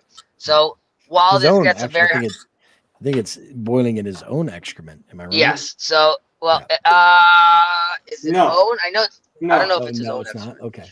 But the point is, and while this is not very appealing, and you'll excuse me because I can't remember off the top of my head right now, but there are other verses that talk about excrements with regards to what is trying to say is that Christianity and Jesus are their version of the religion, right? Are the excrements of Judaism in a certain sense, which is it's as in what Maimonides talks about, where it's a path maker. It's still allows and to raise the level of society. It still enlightens a lot of people. Having said that, as far as Jews are concerned, this is like the leftovers of what we have to all offer. So it's less about obviously it comes out very intense, saying that like Jesus is sitting in dung, rather that what according to Jews, what Jesus was offering to the world, it's a much more intense version of what Jacob says, that he sees the writing underneath the crayon. But the excrements there are supposed to be like that is what's left of the Jewish The food. writing Basically. underneath the crayon. Okay. Yeah, No, it's Jacob's greatest hits. I'll introduce you Are you later. talking about like But- Mene Mene Tekel Unvershin? Is that what No, you're no, talking no, about? No. Oh, okay. Jacob, Okay, you can take it away. Okay, but I actually want to talk about this because that Gemara in. So I'm thinking of writing an article for Pajot's Symbolic World website, and I what okay. Someone's and- echoing. Someone needs to mute their mic. Yeah, so and I am considering writing about that particular image from the Talmud, even though it's because when you know how to study Talmud, it's actually and you read it, it's actually very endearing towards Jesus. And I realize that for a Christian, it's like, what are you talking about? He's boiling in excrement. But when you read it in context, Also, wasn't his mother called a whore? no, not exactly. Okay. You keep on thinking of the Toldot Yeshu, and the Toldot Yeshu was a polemic book that was passed around. Like it's a very and it's very graphically, like it's really it's one of those. Let's put it this way: you could turn it into hentai easily, right? It's Wow. one of those books. It's not a religious text in Jewish at all. And yeah, so like, yeah, Toldot Yeshu was a kind of like comic book type thing that people passed around behind Christians' backs, kind of like in their hatred of Christianity. Isn't that kind of the stuff that got their synagogues burned down and all of that burned up? The Toldot Yeshu, I mean, you're putting the cart before the horse. The synagogues were being burnt down before Toldot Yeshu was running. Okay. All right. Sure. You know, and frankly, it's not like Toldot Yeshu is anything I've ever, you know, I don't defend it, but it existed, and Yeah. to First of all, I don't know anything about Toldot. This is the first time I've heard this. I know about the boiling excrement thing. yeah, I know that's from about the Talmud. Right. That's from the Talmud. Yeah. And then that story about Jesus getting peed on because he was So using the name of God. So that's from Toldot Yeshu. It's actually a version of a story in the Talmud about Bilam, and there are people who say, "Oh no, the Talmudic story originally was about." I was reading while you were saying about that story. As far as I know, the Talmudic story is actually was about Bilam before anybody turned it into a story about Jesus. Okay. Sure. Yeah. Yeah. So what were you talking about before that? You were saying that the Talmud is very nice about Jesus. Actually, it is. It's actually the stories, like when you read them in context, Mhm. it never denies that he's a Jew. It never and in fact it compares him well to other people that the Talmud talks about. In context for Talmudic discussions, it's not the, like I've been thinking, you know, what your daughter said, Jews don't like Jesus, right? Well, I told her no, that's not true. Well, I mean, let's Yeah. face it, a lot of Jews don't like Jesus. There's Well, I plenty think of mostly Jews it's who Jews don't don't like Jesus. Christians, but you know. What? I mostly hear that Jews don't like Christians. And It's true. most of the time when I hear Jewish people talking about Jesus, most of them seem to actually like him if they've actually read the Gospels. Yeah. That was my Yeah. experience. Reading the Gospels really changed my ideas about Jesus, because I thought Jesus taught the same things Paul did, and I no longer believe that. So Avrian asks, does the Talmud disrespect Jesus? Remember hearing that. Depends what you mean by disrespect. Hello, Mr. Certainly Katz. there Good to see are you, man. things in there that Christians would find disrespectful. Mhm. There's definitely there's no question about that. Brother Nathaniel is not a good example of anything. Jacob, Mr. Cat is 16. So, FYI. What? Avrian is Mr. Yeah. Cat. He's a 16-year-old. Oh, okay. Yeah. I see. Okay. So, Yeah. it's good to see you, Mr. Cat. Yeah.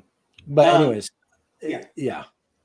There are definitely things that Christians would find disrespectful in the Talmud that I do believe are about Jesus. I haven't found anything that is mean, that is like. What about the name Yashka? I've always heard the name Yashka. Yeshu? Well, Yashka. Okay, so the fact is, see Chezzy over here. He's smiling. Yeah, he's like, "Oh, you're not supposed to know about that one, Guim."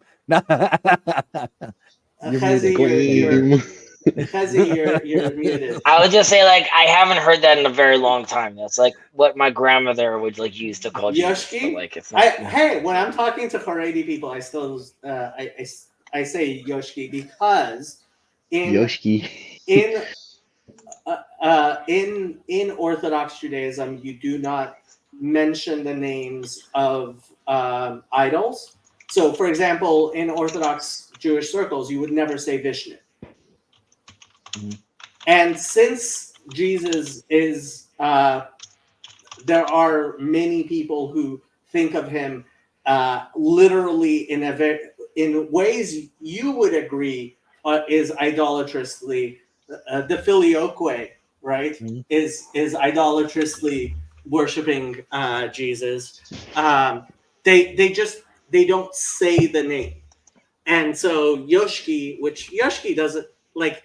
It's actually kind of like Josh. It's not in any way thick. So now, Yeshu, not Can I to steal bring that? up Brother Nathaniel, but Brother Nathaniel says that it is an acronym that means Yeshu. Yes, I was about to explain that.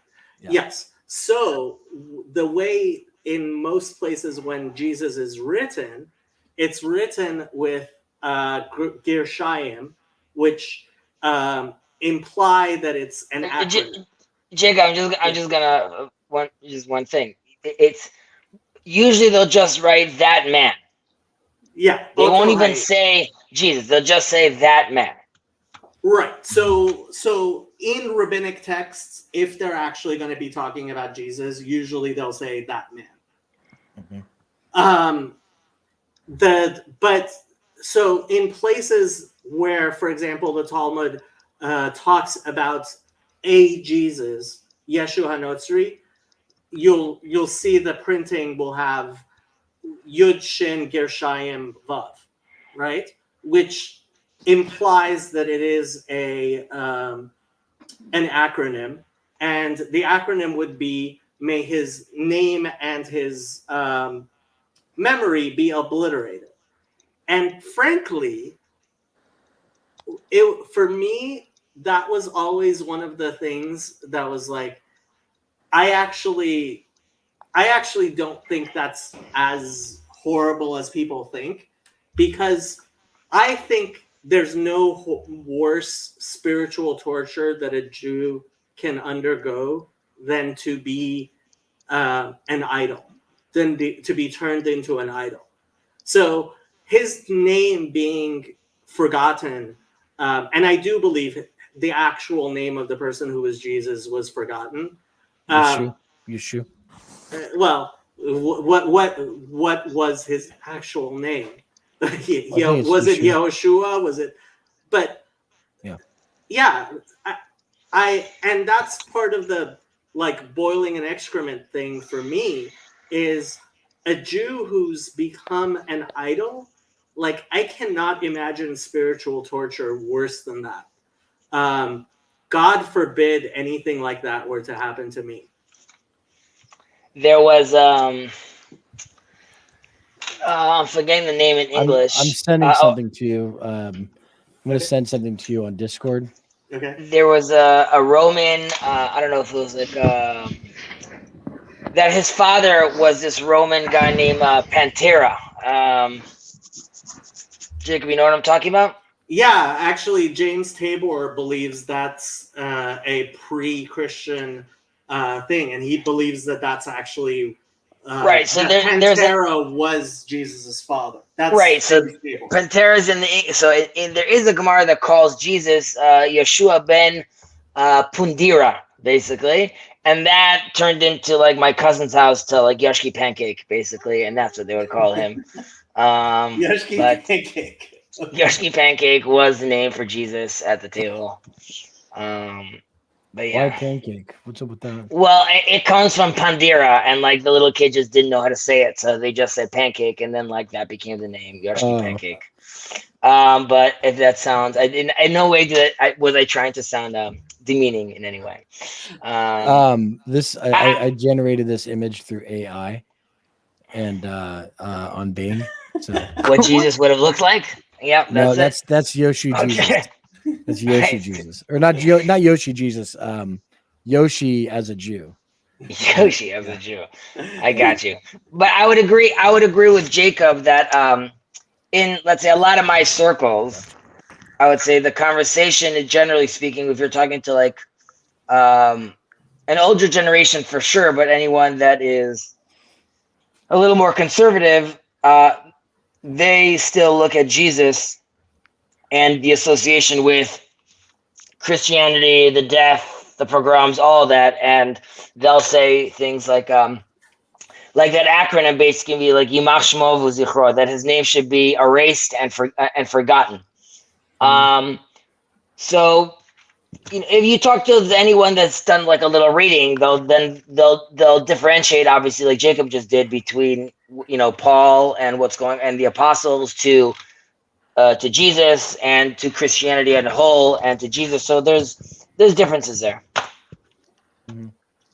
Look, I'm not going to deny that plenty of Jews have very, very negative feelings towards Christianity, which they hang upon Jesus. That's just a fact. I don't think that Judaism in any way teaches a hatred of Jesus. I haven't found, and I've looked at the Talmudic stuff that talks about if it is Jesus, which isn't clear that it is. Really, it really isn't. It's just I haven't found anything that's as we talked about Eusebius earlier, right? How he talks about the Jews or Justin Martyr, right? This gloriously hateful talk about Jews and I want to see what you see as gloriously hateful. I get the circumcision thing is objectionable. But I do actually want to, because he had said something about him being very excited and glorying in the death of people during the destruction of the temple or something like that. And I'd like to see that. He quoted something from Justin Martyr. I don't know that much, but Eusebius, I've read quotes that are just shocking in their triumphant hatred of He's like, yeah, those Jews, they deserved it. They look at all this horrible things that happened to them. Isn't it great? In a very Romanesque, Roman culture in general was very triumphalist. I mean, there's the word triumph comes from Roman culture, right? Right. Well, from what I understand, Rome was actually identified with Esav, who was very like a hunter. Okay. Rome and the Western culture in general are supposed to, and the fact that, first of all, yes, there's people connect Rome, they connect Esau to Rome, and then through that to Christianity. And there's also midrashim that talk about the fact that Esau was born, very hairy, and Jacob was born smooth, and that alludes to the fact that Esau is born more, connected to nature, more complete in that sense, and is supposed to be representing sort of the moving forward movement of like the Western culture ultimately through Rome and the Western culture. And Jacob is smooth, sort of like the circumcision as well, that like there's an uncompleteness that requires movements to complete oneself and to constantly be working on oneself and building oneself. And that's like obviously our own specific route. So there's people that allude to that it relates to Rome. Well, I thought the relation to Rome was more not just Western culture, but specifically the fact that Rome persecuted Jews like Esau, like wrestled with Jacob. Yeah, so they talk about the fight, that the wrestling of at the Yabok River when he fights the angel. They say it's the angel of Esau that he's fighting, and that again, that's supposed to be a hint to what is going to be in the future. Basically, there's going to be like this eternal battle, so to speak, between these two forces.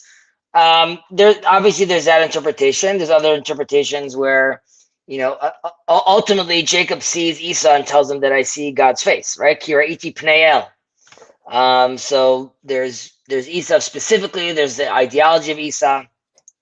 I don't know how. It's difficult to take. I mean, more these about things the ideology of Esau. Like, yeah. Some people take it to mean like Jews are racist against white people, but like no, that's not really what the midrash means. It's more about specifically the Roman attitude and culture of brutality and I guess what we call it in the 21st century toxic masculinity, but not about like literal. You can't take anything literally. Like is Hitler might be Amalek, but he's not literally Amalek. Oh, Right, no, I mean- actually though, here's the thing about that. That actually happens in the scripture where what do you call it? Dead kings from long time ago are presented in a sort of like what do you call it? As continuing spiritual forces, right? Like I think Og, Og, who was killed during Deuteronomy, is brought up in the Psalms a couple of times. King The of giant. Bashan. Yeah, and also you have the giants as well. You've got this. I mean, you guys don't believe in demons, do you? Yes What do and you no. mean? Okay. What do I mean? So we do not believe in rebellious powers that have a capacity to defy God. You don't believe that angels have a free will? No. Correct. Mhm. As we see in the book of Job, Satan has to be invited by God to do what he wants to do.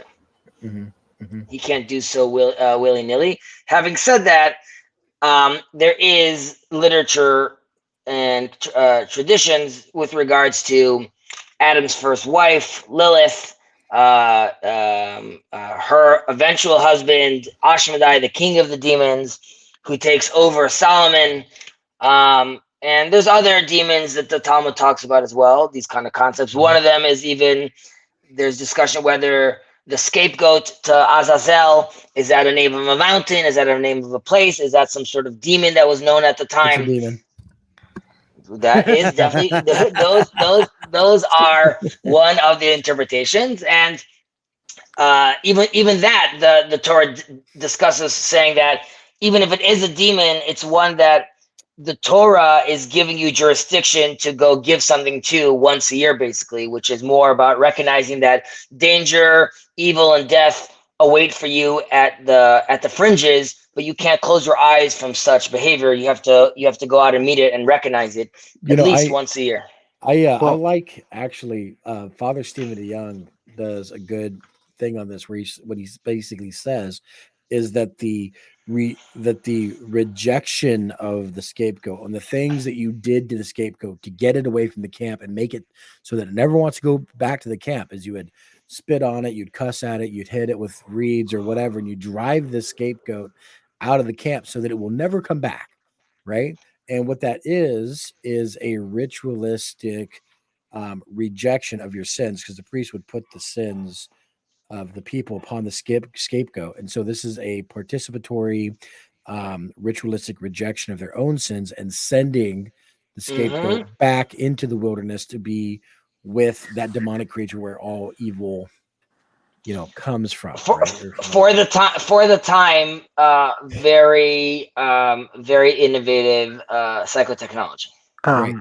But so what's interesting though is that when you're looking at Matthew, right? Matthew's narrative, and how he has the Romans beating Jesus with a reed, how they have the Romans wrapping Jesus in a scarlet robe, right? And apparently with the scapegoat, you would wrap a red string around the goat so that you knew that was the scapegoat.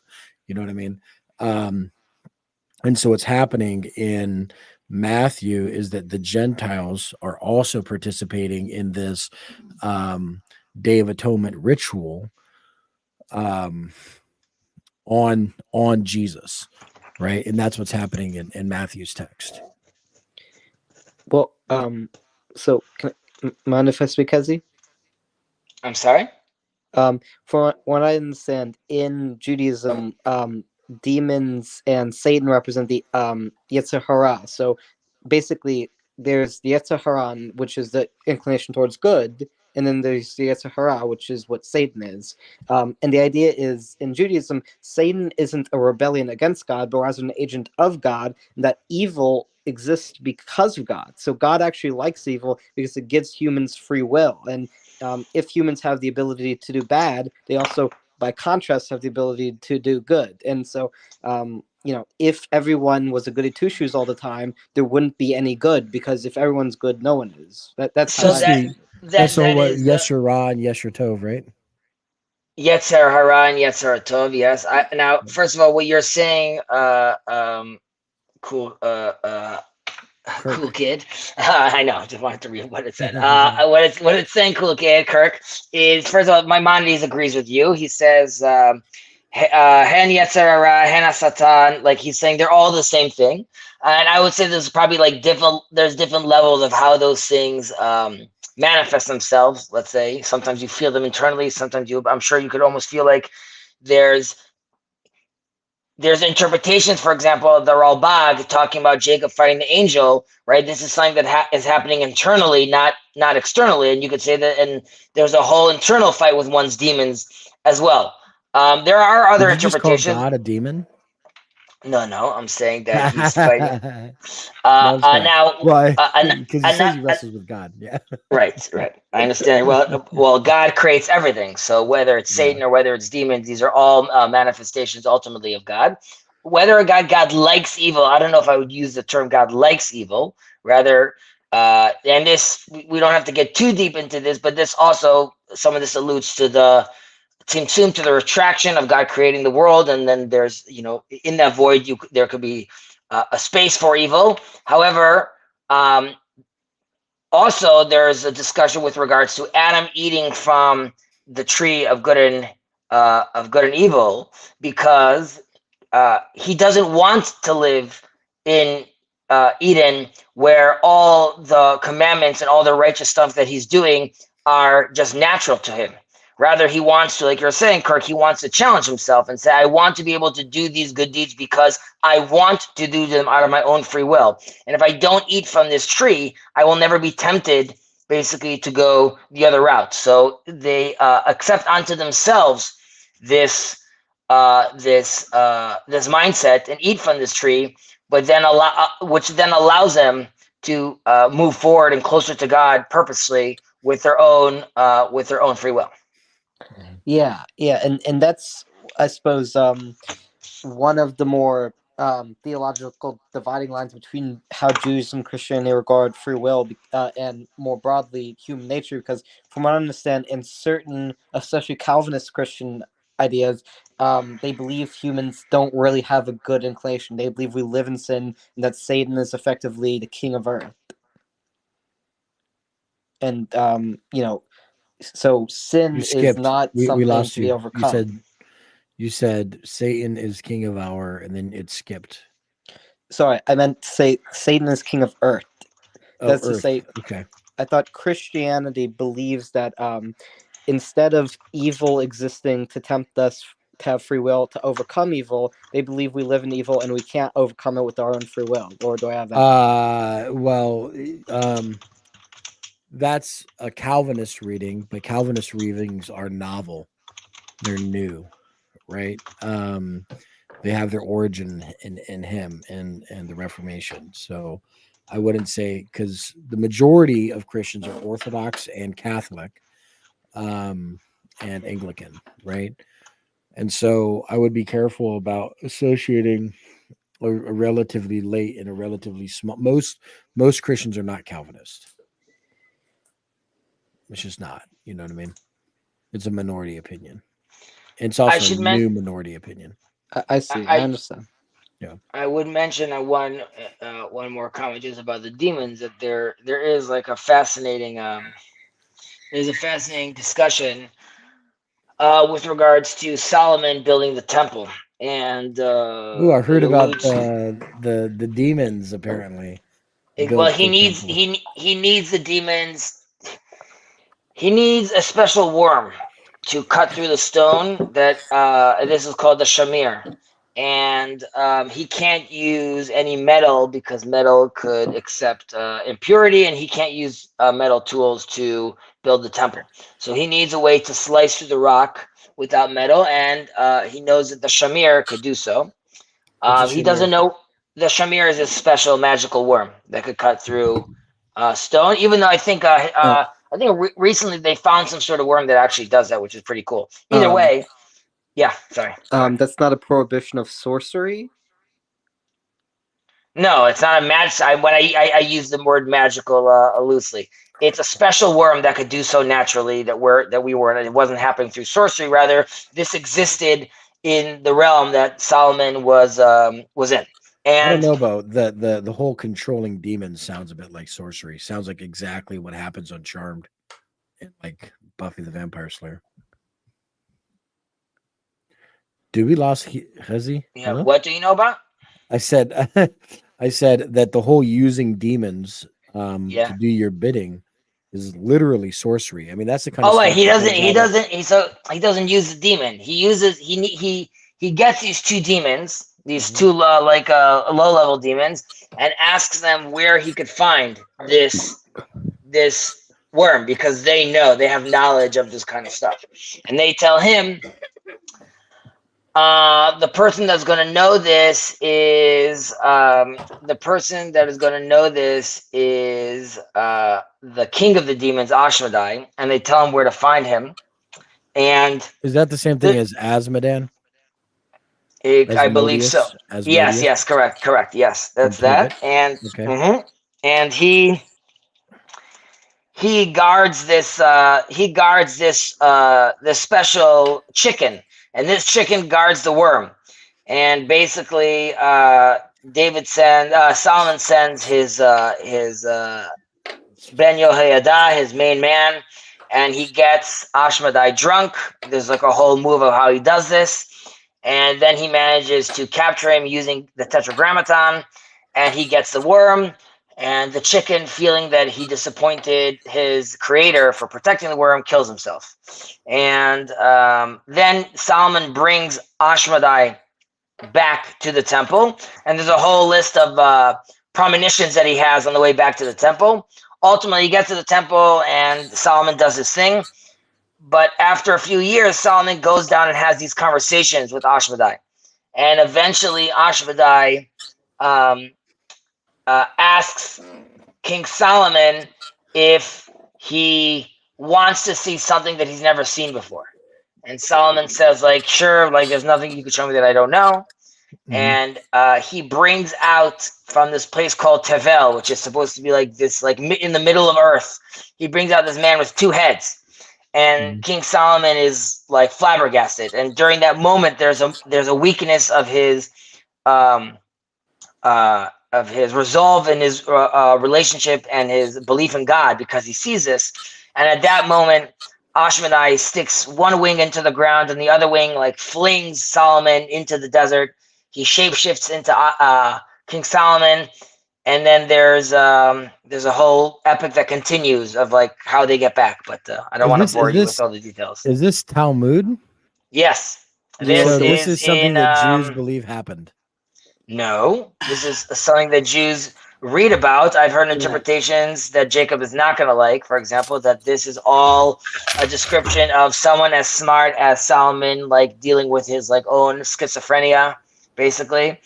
Yeah, There's don't mistake the Talmud for some sort of history book or something like scripture, or we don't think of it like that at all. Yeah. But if you want to read it, I don't know what it is in English, Jacob, if you might remember, but it's in Gittin Samech Chet Amud Bet. Gittin. That's interesting. So let me pull it up. So if you ever want to look something up in the Talmud, this is how you do it.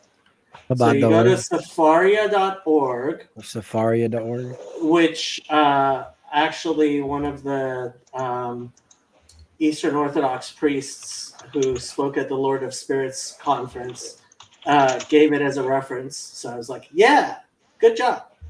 And you click on Talmud, and generally you'll be looking at the Babylonian Talmud. But if you want to look at the Jerusalem Talmud, you can.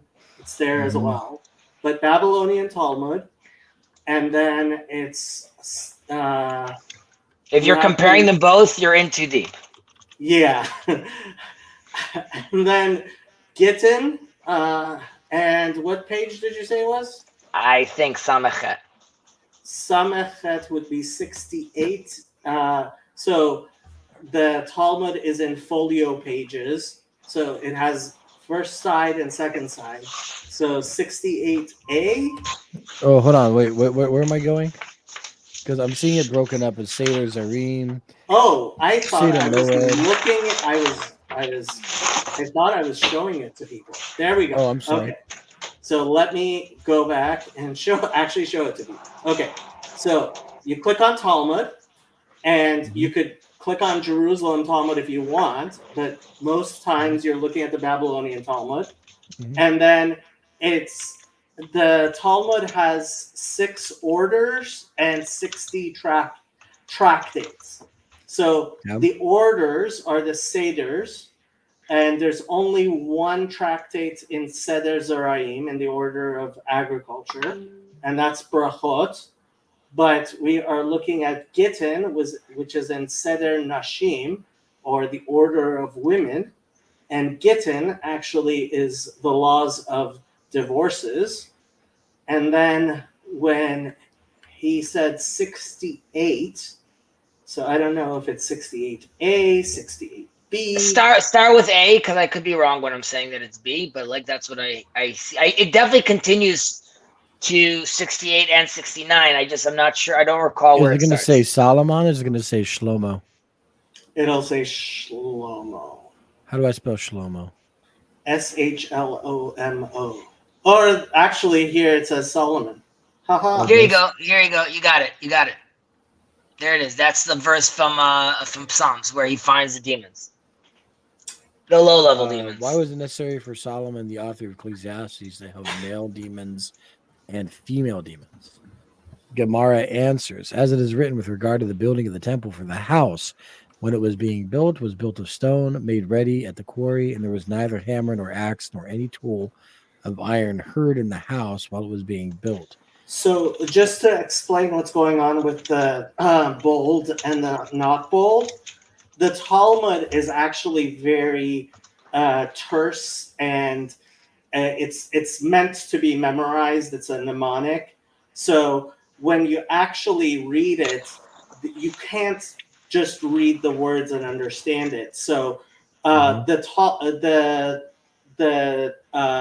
bold are words that are actually there, whereas the rest of it is an explanation so you can understand it when you're trying to read it. Okay. Yeah. So the bolder words, okay. So the master said, here they interpret it, male and female demons. Why was it necessary for male and female demons? As it is written, for the house when it was being built was built of stone, made ready at the quarry, said to the sages, how shall I make? They said to him, there is a shamir which Moses brought the stones of the ephod. That sounds like there's a lot that's just missing. Yep. I think the majority of that is Yeah. not actually in the text. Wow. So when you study Talmud, oftentimes you're just trying to figure out, and that's why there's multiple, like to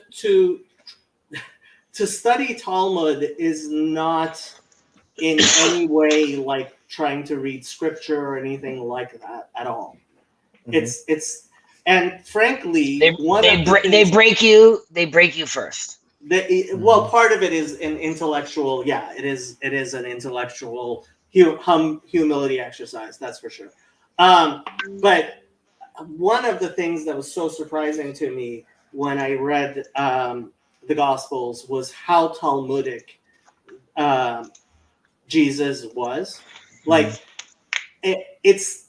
I think it seems obvious to me, and Yosef says he agrees, and I believe Chazia has also said he agrees, that when you read Jesus in the Gospels, you can tell he knows Talmud. Whereas, Yosef has said this as well, and I wonder if Chazia agrees. When you read Paul, especially for me, when you read Romans 7, like, it's obvious he's never studied Talmud.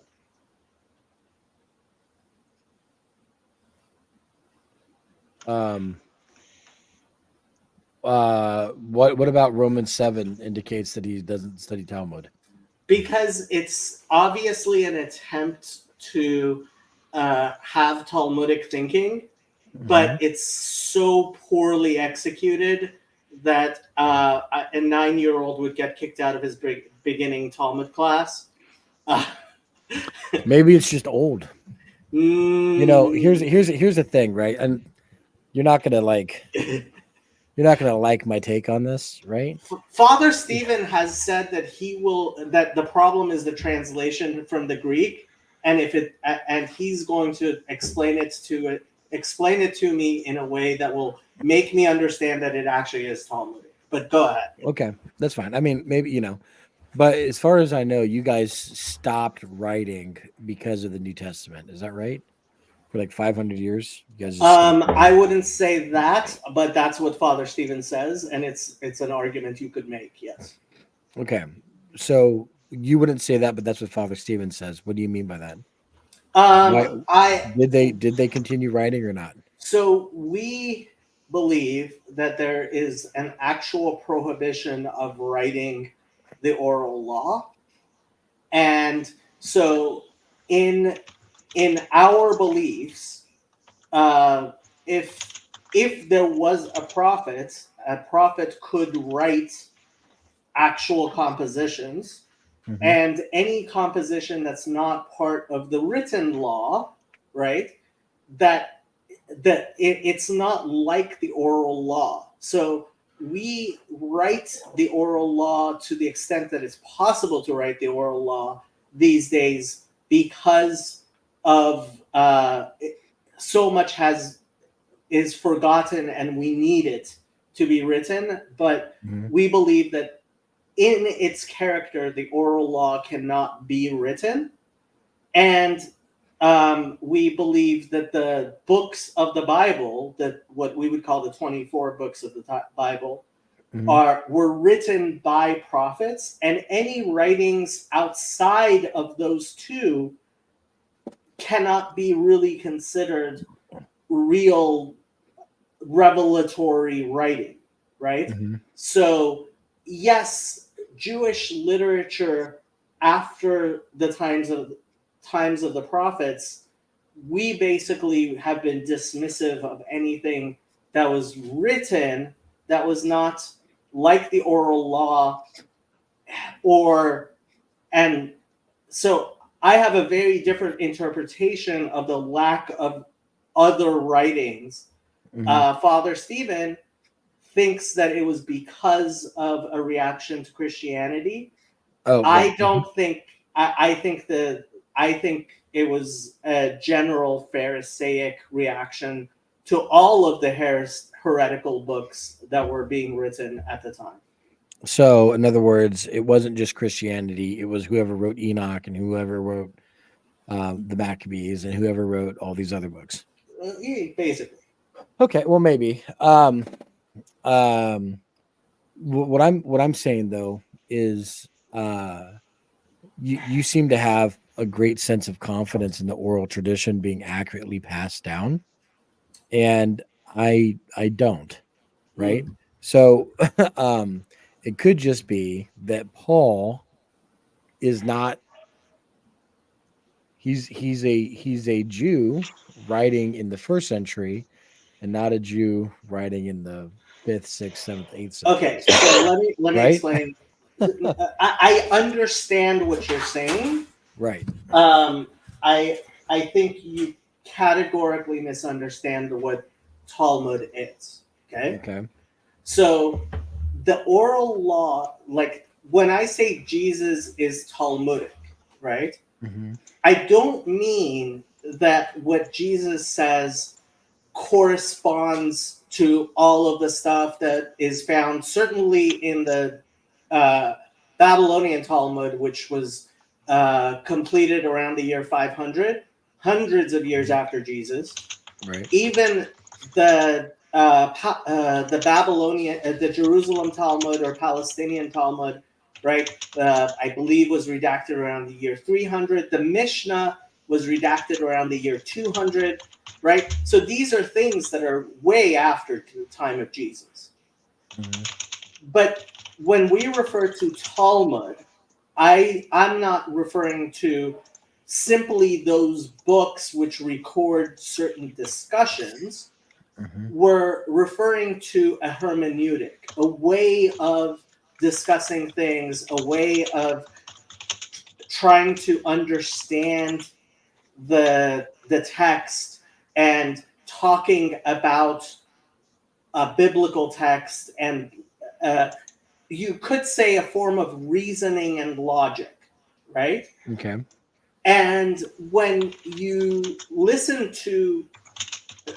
read large parts of the Gospels, if not the entirety of the Gospels, but certainly large parts of Jesus in the Gospels, he's very obviously engaging in that method, in that hermeneutic, and in that logical, in the logic of that discussion.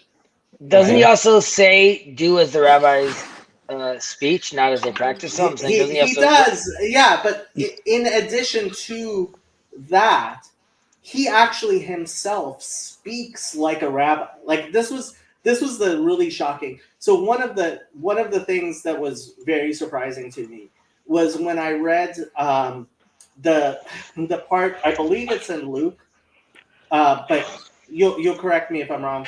There's a part where Jesus is with his disciples, and the some Pharisees come up to him, and it's on the Sabbath, and his disciples are picking grains of Yeah. wheat and putting them in their mouth. He And calls they himself Lord of the Sabbath. No.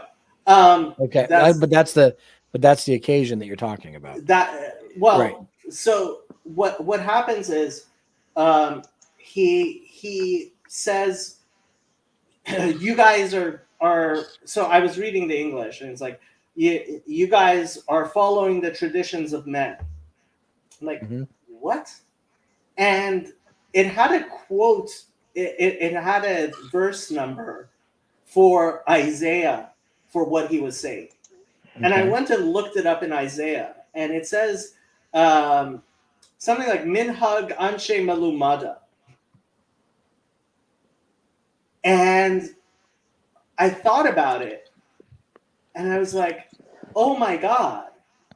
He's telling them, you know the law, but you don't know enough that here I am with students who don't know better than to not pick grain on the Sabbath. And you're rebuking them in public, which is not according to how the Torah would have you act. And to call that Anshe Melumada, right? In the Hebrew, like the very fact, the word Melumada, right? It's like, it's a beautiful rabbinic retort to you fools. Like, he cuts them down in the Hebrew with his knowledge. Just to Yes. mention, Jacob, Milumada usually means like they're doing things with through habit. That's what they were taught to do. Melumada is a repetitive action. Correct, Right. repetitive action. Yes, Yeah. I think. That's yes, what I remember. correct.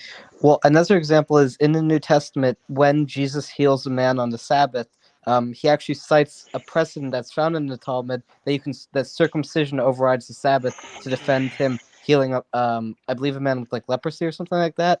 And there are numerous instances where he, like, you can look at specific cases in the Talmud, where he cites it as reference to defend his actions. And this is why I find it really funny when Christians like try and attack the oral law. Like, I mean, Jesus was in many respects a very big Pharisee of his time. Yeah, I mean, when you read Jesus was clearly in the Pharisaic tradition. and clearly he actually knew his Bible, which I would not say about Paul at all. Despite some of the things that Father Stephen, he's writing a whole book, and he told me he's going to send me chapters to read before they get published, but about trying to show that Paul is a Pharisee. I have not found any good evidence that Paul knew Hebrew, knew his Bible, studied under Gamliel, or studied the Talmudic method at all. In fact, I oftentimes like reading him or like, this guy is just way off base. Isn't Paul so misogynistic? He says you shouldn't even have sex with your own wife. No, No, that's not true at all. The Apostle Paul, actually, the opposite is what he says. He says that you should have sex you basically should not all the time. Yeah, you should not deny your spouse. Yeah. Yeah, he says specifically, do not abstain, right? Because it will lead you to adultery because you've abstained from sex, right? Except for periods of fasting and only for a small period of time, right? Paul is super sex positive. Oh, I must have been a misconception there. Yep. Yeah, Paul says the husband's body belongs to his wife. So he's even talking about, at that point, you're talking about a man has a duty to fulfill the sexual urges of his wife, right? Which is that's pretty quote unquote progressive, especially for a man in the first century.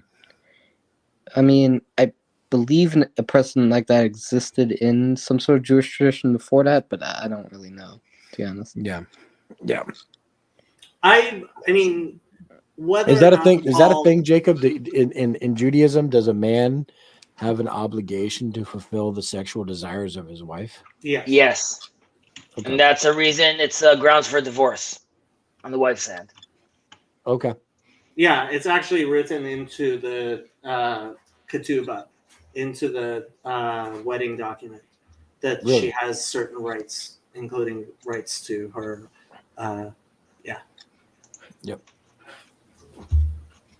Interesting. Yeah. No, I mean, look, I have no particular reason to be like, yes, Jesus, no, Paul. I will be very happy if Father Stephen convinces me that Christianity went off turned its back on God after Paul, not before Paul. But it's, Jacob, there might be another reason why your eyes are brown. hey. But Oh, man. but like I was genuinely surprised reading the Gospels, and what happened was that I had Christians asking me, well, what could Jesus be saying about various parts in the Gospels?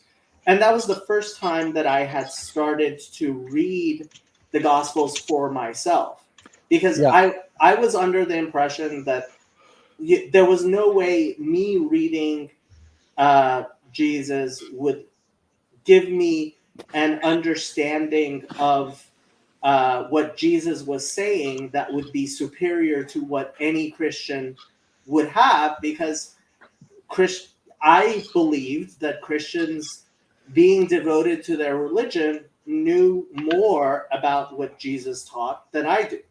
And I don't mean to be offensive. I understand how this is offensive, but this is what I mean by the crayon, which Hezi talked about earlier, is when, as a Jew, you read Jesus, what you see. James Tabor puts it in a much nicer way than I do. He says you see the Jewish Jesus glimmering like stones under a river, right? I see a beautiful masterpiece that some child took crayons to, and that's how I view a lot of the Jacob. what I view to be additions to the stories of Jesus. Yeah. So I want to say two things. Yeah. Right.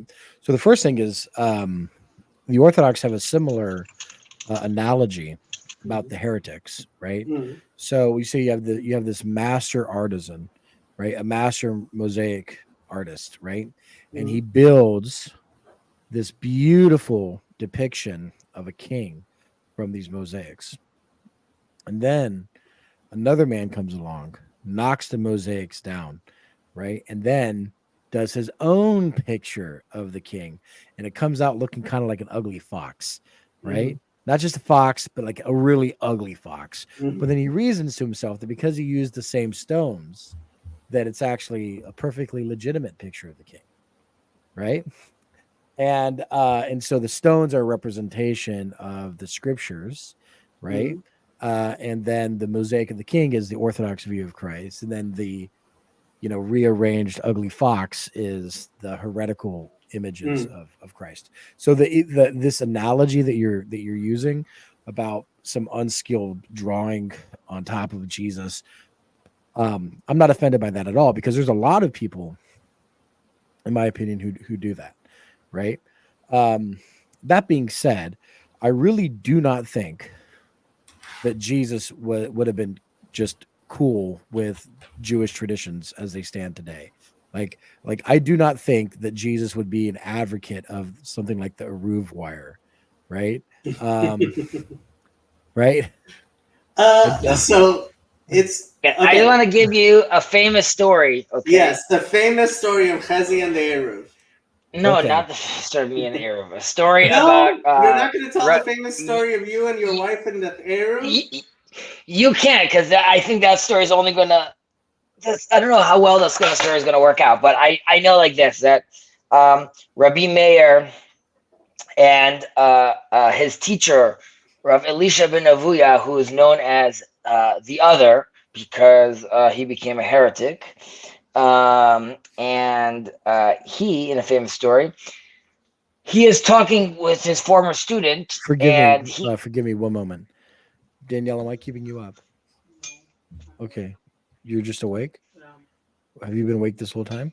No, I woke up. You just woke up? Are you going back to bed? Okay, I am going to mute Justin so that he can talk to his wife without us here. Yeah, about the demons. Okay. She's like, yeah, I just woke You up. I can heard unmute demons. yourself when you're ready. Okay. I was just getting clearance. That's all. Okay. You know. So already at that time, at Rabbi Akiva's time earlier, Rabbi Meir is walking with Elisha, his former teacher, and Rabbi Meir is walking on the Sabbath, and Rabbi Meir is is on a horse, and then they get to the edge, the boundary of the city, where the Arab no longer where there is no Arab basically, and the heretic Elisha ben Avuya, the Other, goes to his former student and says, "Stop! You're going to end up going outside the line. You have to make sure I'm a heretic anymore. I don't believe in this, but you still believe in the system. You have to stay within the bounds." And Rav Meir tells him in a poetic fashion, he's like, "Then come back inside." And he doesn't mean he means both come back inside that be one of this problem, and more about, generally speaking, come back into the fold. But my point being is that's definitely something that Jesus would have been aware of. And I think it goes back to my comment about what the rabbis preach, not what the rabbis do. I think, his Sermon on the Mount, it might have been pretty novel at the time, but those are teachings that today are very prominent, are very prevalent. Oh, it's good to know that the rabbis are yoinking Jesus. That's good.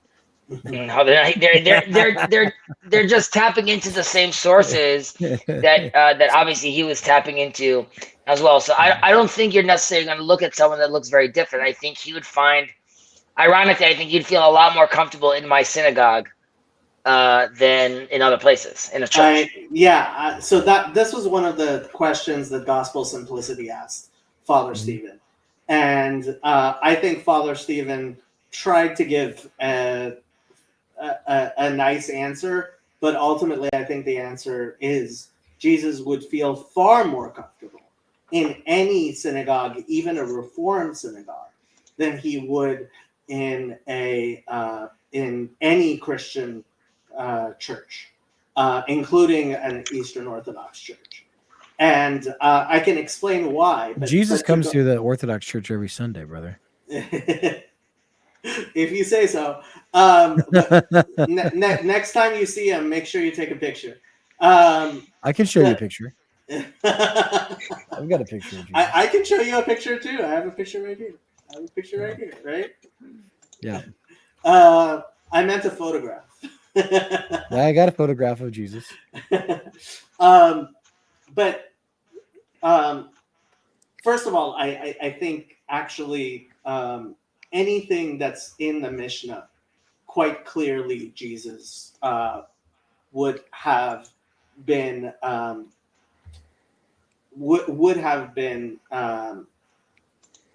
knowledgeable about, because it was in the air as far as we know.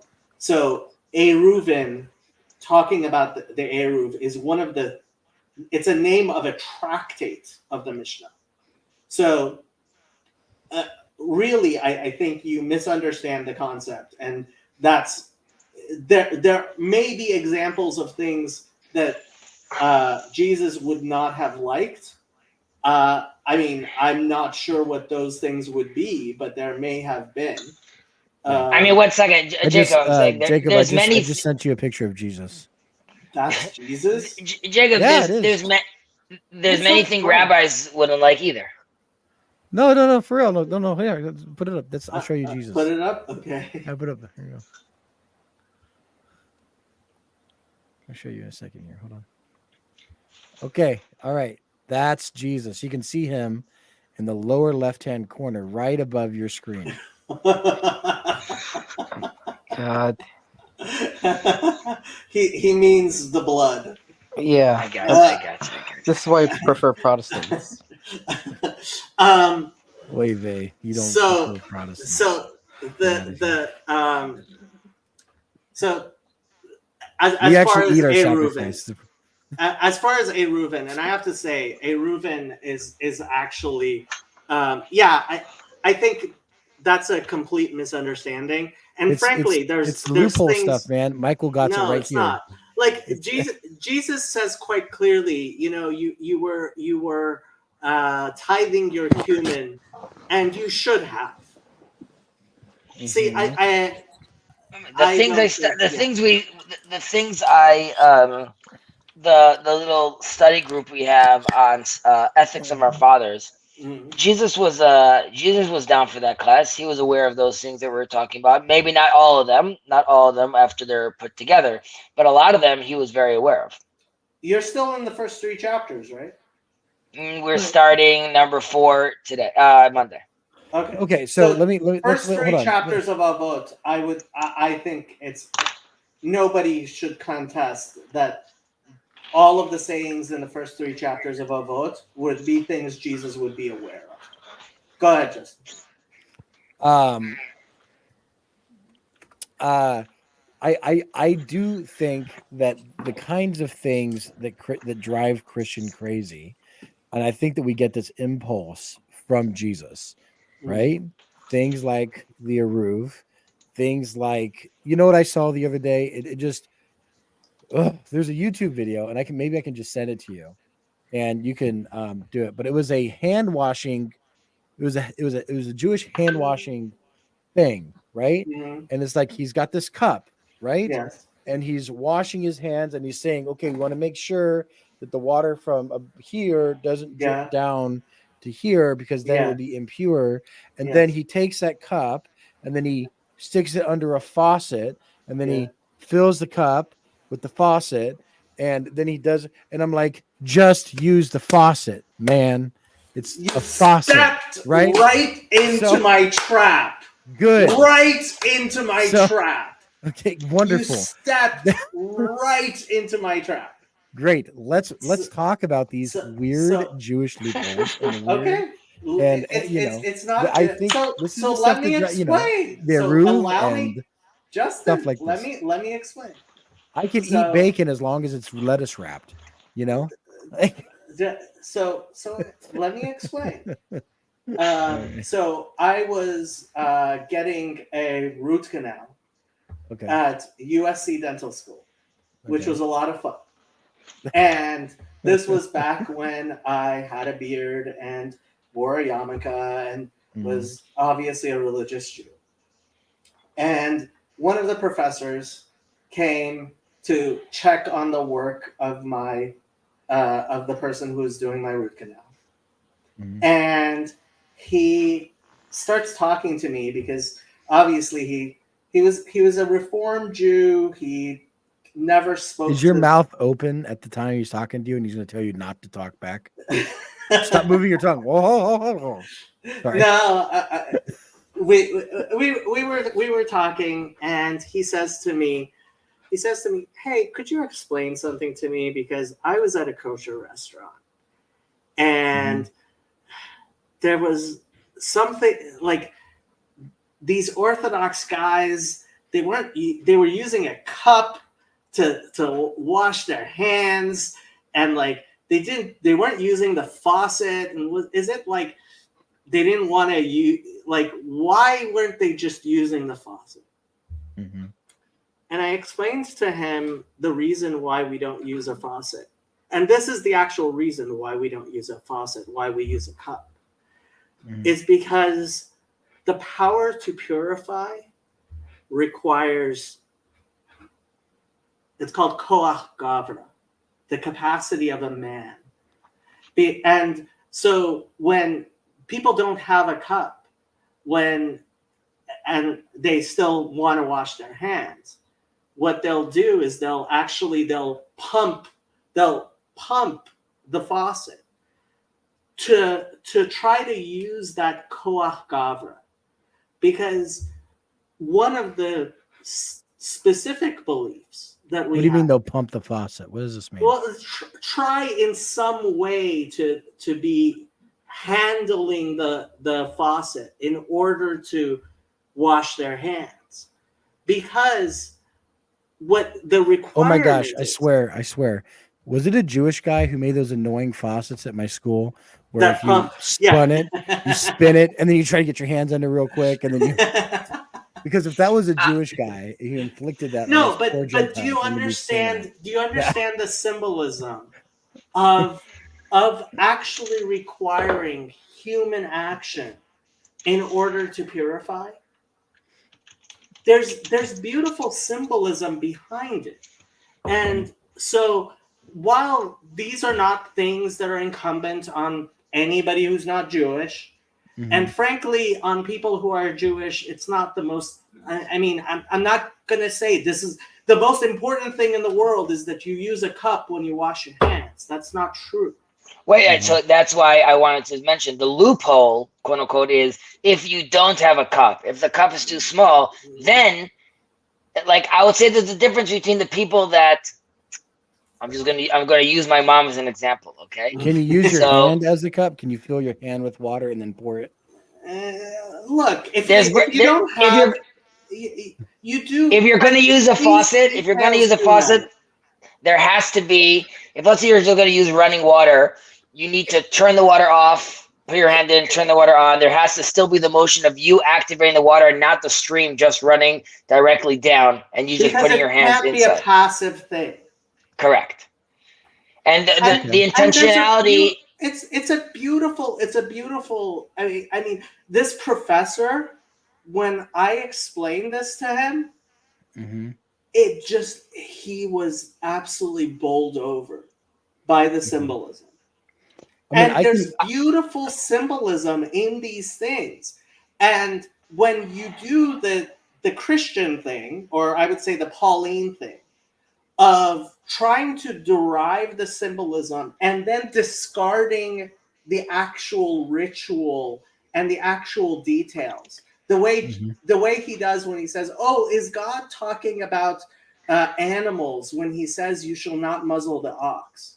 Right? And then Christians, basically, they've forgotten about not muzzling the ox, right? When you forget about the actual details, then the beauty of the symbolism also ends up being lost in you. Sometimes it could get. I mean, again, with regards to washing the hands, we wash after you go to the bathroom, you wash after you go to the cemetery, you wash after you cut your nails, you wash after you get a haircut, you touch your shoes. If I'm studying with my son and I'm like playing with I'm gonna be conscious about, let's say, not playing with my hair or let's say touching my shoes while I'm doing that. Now, there's a difference though, and I said I use an example like my mom. My mom would be the person that we went to the beach right now and we want to eat bread. So she's gonna say like, well, get up and now like walk. You see the mall all the way across on the other side of the beach? Because we don't have water to wash our hands, you're going to walk all the way over there into a restaurant. You're going to go wash your hands there and then come back and eat bread. My father would be like, well, there's the rabbis discuss these kind of cases. And when it's a far distance, then you're not actually going to make this whole family walk across. Rather, we're going to either use the bottle of water we have over here, or What's we're wrong gonna. with the bottle of water? Wait, sorry. By the bottle of water. It wasn't a bottle of water. We didn't have any water there. The idea was that you could then eat the bread inside the bag itself and not hold your hands. Now, there are people that are going to get very intense, as in they're going to say like this this cup is not big enough, or this, like, and at that point you have to be like, yes. Then it starts getting a little out of control, and there are people that are very, very into the ritual and nothing else, and they can't deviate from that. And those are people that many times are sort of locked in a certain system. So there is wiggle room and there are loopholes, but I would say, generally speaking, one should try to attempt to do so in the most traditional fashion. Even though I know Jacob gives me a very hard time for not doing things traditionally, so I understand that. Well, I guess my point though is, like, for example, I can understand where you have a certain symbolism to your tradition. Hey, I'm Orthodox, right? Right. We make the sign of the cross in a very specific way, right? Right. And it's full of symbolism, right? We've got these 3 fingers together, which is the Father, Son, Holy Spirit. Then we've got these 2 fingers that go down. That's the condescension of the Son. He having 2 natures, human and divine, right? We make the sign of the cross. We put the right hand before the left hand side because we want to be separated, because Jesus talks about separating the sheep and the goats. The sheep go on the right, the goats go on the left, right? And so we want to be on the right, so we start on the right side. So we have a symbolism behind things, right? And so we appreciate symbolism. What and maybe I don't know, Jacob, do you guys have a concept of legalism at all in Judaism as a bad thing? Over scrupulosity as a bad thing? Of course. Right. So Yep. so And I think that's what Jesus was talking about. But the Gentiles, not understanding the Jewish system at all, started applying it to the entire Jewish system, and in a very real sense end up with their own legalism. What I have found is that actually, especially Protestants, end up with a legalism. Like, they're constantly talking about the legalism of the Catholics and the Eastern Orthodox. And frankly, I find them to be the most legalistic of all. And so when you're not aware of the symbolism in a system, and you don't, you're not living it, and so you can look from the outside. What are these people doing? But ultimately, I think, and it's certainly possible for somebody on the inside to also miss the symbolism and the spirituality. But for somebody who's completely on the outside to try to say that about a system they know almost nothing about, frankly, it's like it really reminds me of, like, the Hebrew on top there. You know? It's like, you really like that image. I love this image. I love it. Can you put that Hebrew back up? I want to even try. All right. Well, the first two words are actual Hebrew words, so you could read those. That looks like Yeshua, Notzri. Yeah. Now read the next 2 words. It's supposed to be Melech Yehudim. Yeah. It's that the doesn't look Chafetz like a name. Nadas. That doesn't look like a name at all. Oh, by the way, I'm saying I guess that mem is like, I guess that first letter I thought it's 2 distinct letters. It's actually 1 mem. So Melech, okay? Yehudim. It's not so bad.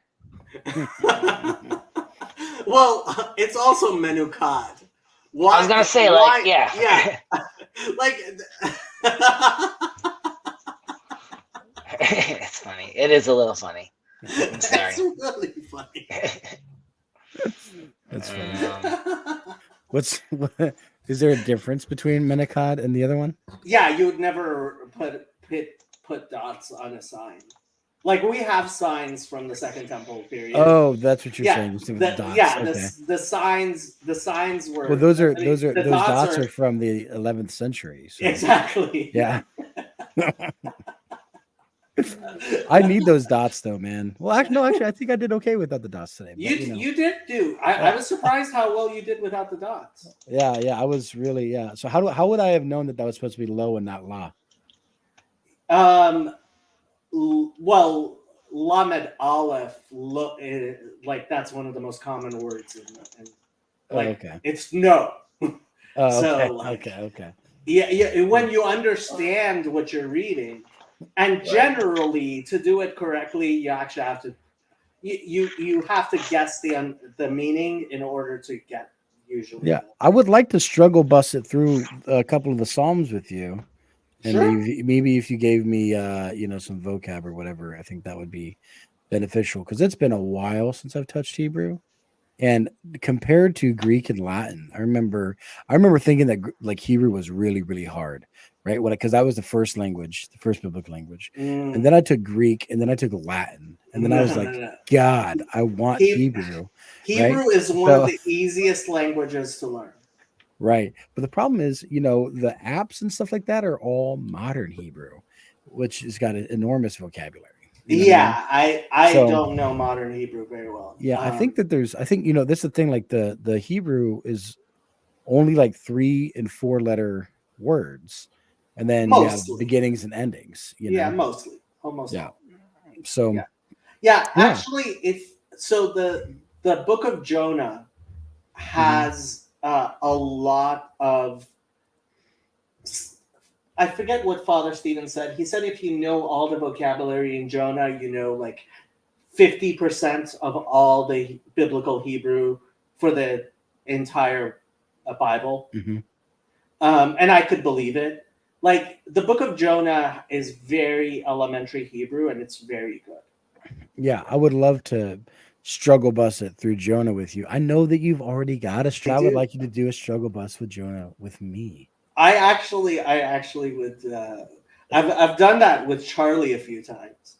Yes. Just a stream of us sitting there and him trying to read Jonah. Yeah. Well, if you could send me some vocab, maybe we can even do this as a thing. I don't know if you're, Oh, I would love to do like that's the type of so. Initially, my channel was just me going through basic Hebrew, and I really do believe that really the point of my channel is in fact for people to learn Hebrew for themselves, because ultimately we can have these discussions until the cows come home. When it comes down to it, I do believe that when Christians learn Hebrew, they come so much closer to the Jewish belief than they ever would in translation. You want to give it a try? It is 2:00 in the morning, and I've church. It is. Yeah, but sure. All right.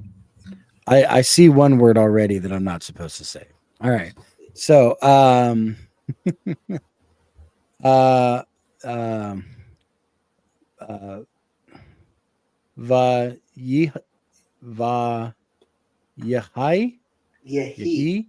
Yeah, Yehi. Is that a Daled? Davar, right? So it's the Hashem. word of the Lord, right? Yeah. The Lord of that. Hashem, El,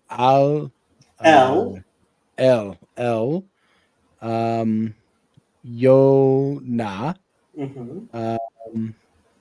Ben,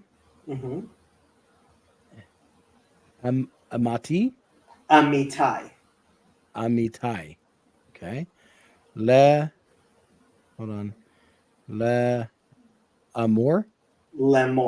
Yeah. Lemor. So why is that? Why is there not a vowel there? Lemor is how I put it. You said well, it just happens to be that that Aleph is a guttural.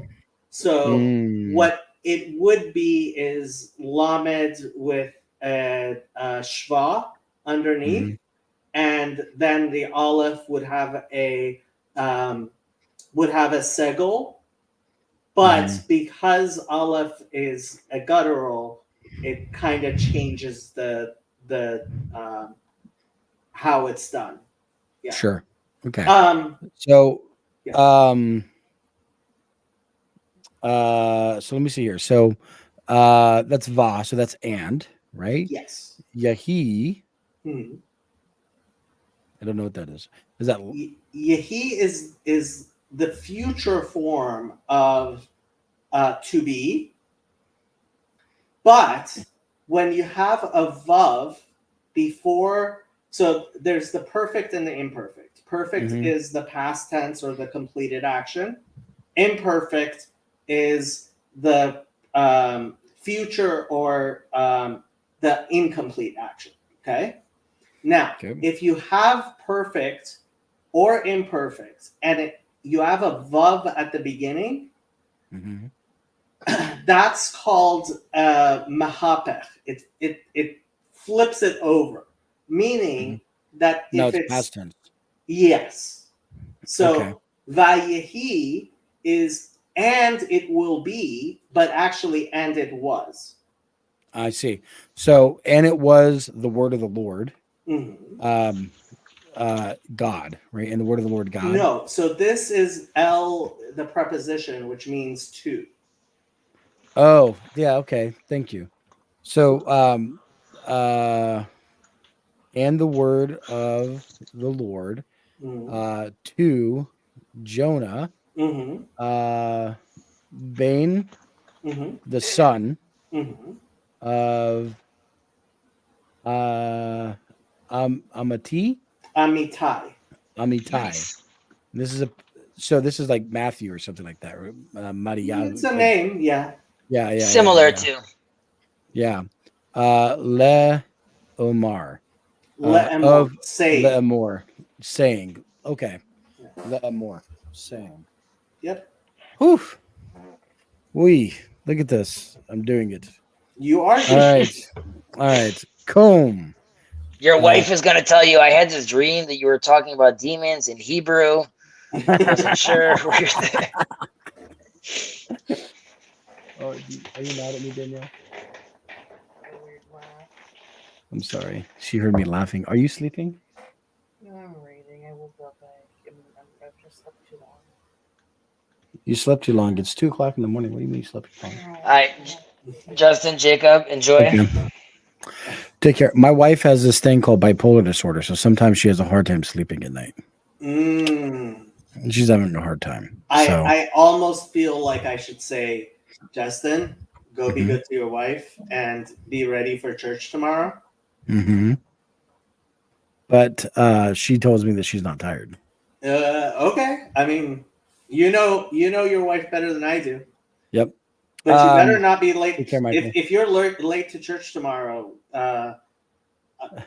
your priest's gonna have It's on words you. with me. Yeah. It's on you. Yeah. Uh, Yeah.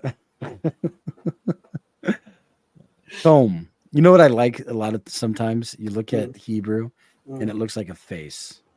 You know? Okay. Like I don't know, like it looks like two eyes and a nose, like in a bridge in the middle. But anyways, I see. yeah. So comb, led, Lech. Okay, so that's a kof. That's a Final chaf Final sofit. chaf. So that's a final chaf. Yes. Final kof, yeah. So lech el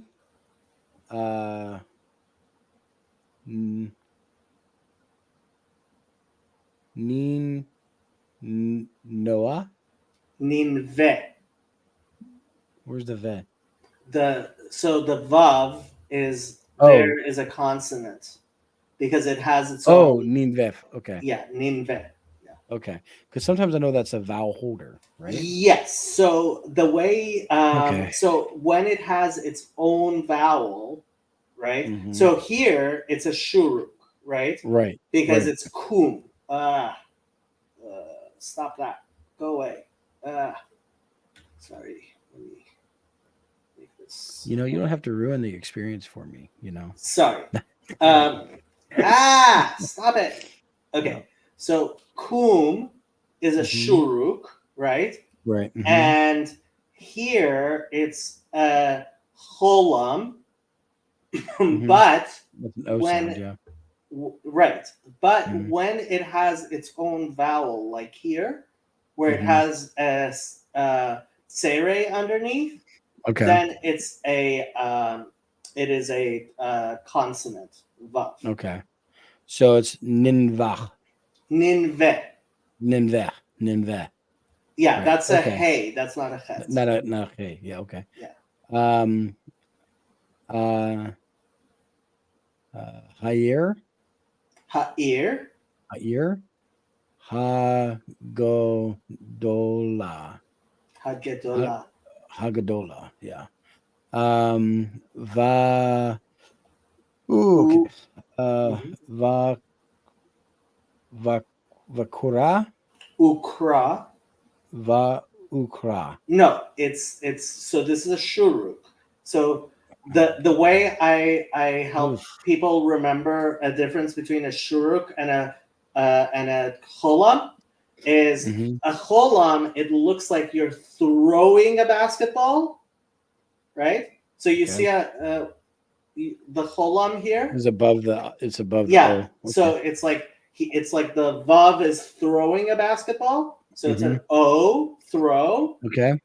And the shuruk, it's like it's hitting you in the guts. So you're like ooh, right? So it's Ooh, an okay. ooh, right? So Okay. a shuruk or a cholam. So Okay. here it's a shuruk. So it's an Okay. ukra. Ukra. Okay. Yeah. Ukra. Elia. Aleha, Aleha. Where's the H in there? right there. Eleha. Mm-hmm. Oh, sorry. Yeah, my bad. You're right. Okay. Ki al alata. Mm-hmm. Ratim.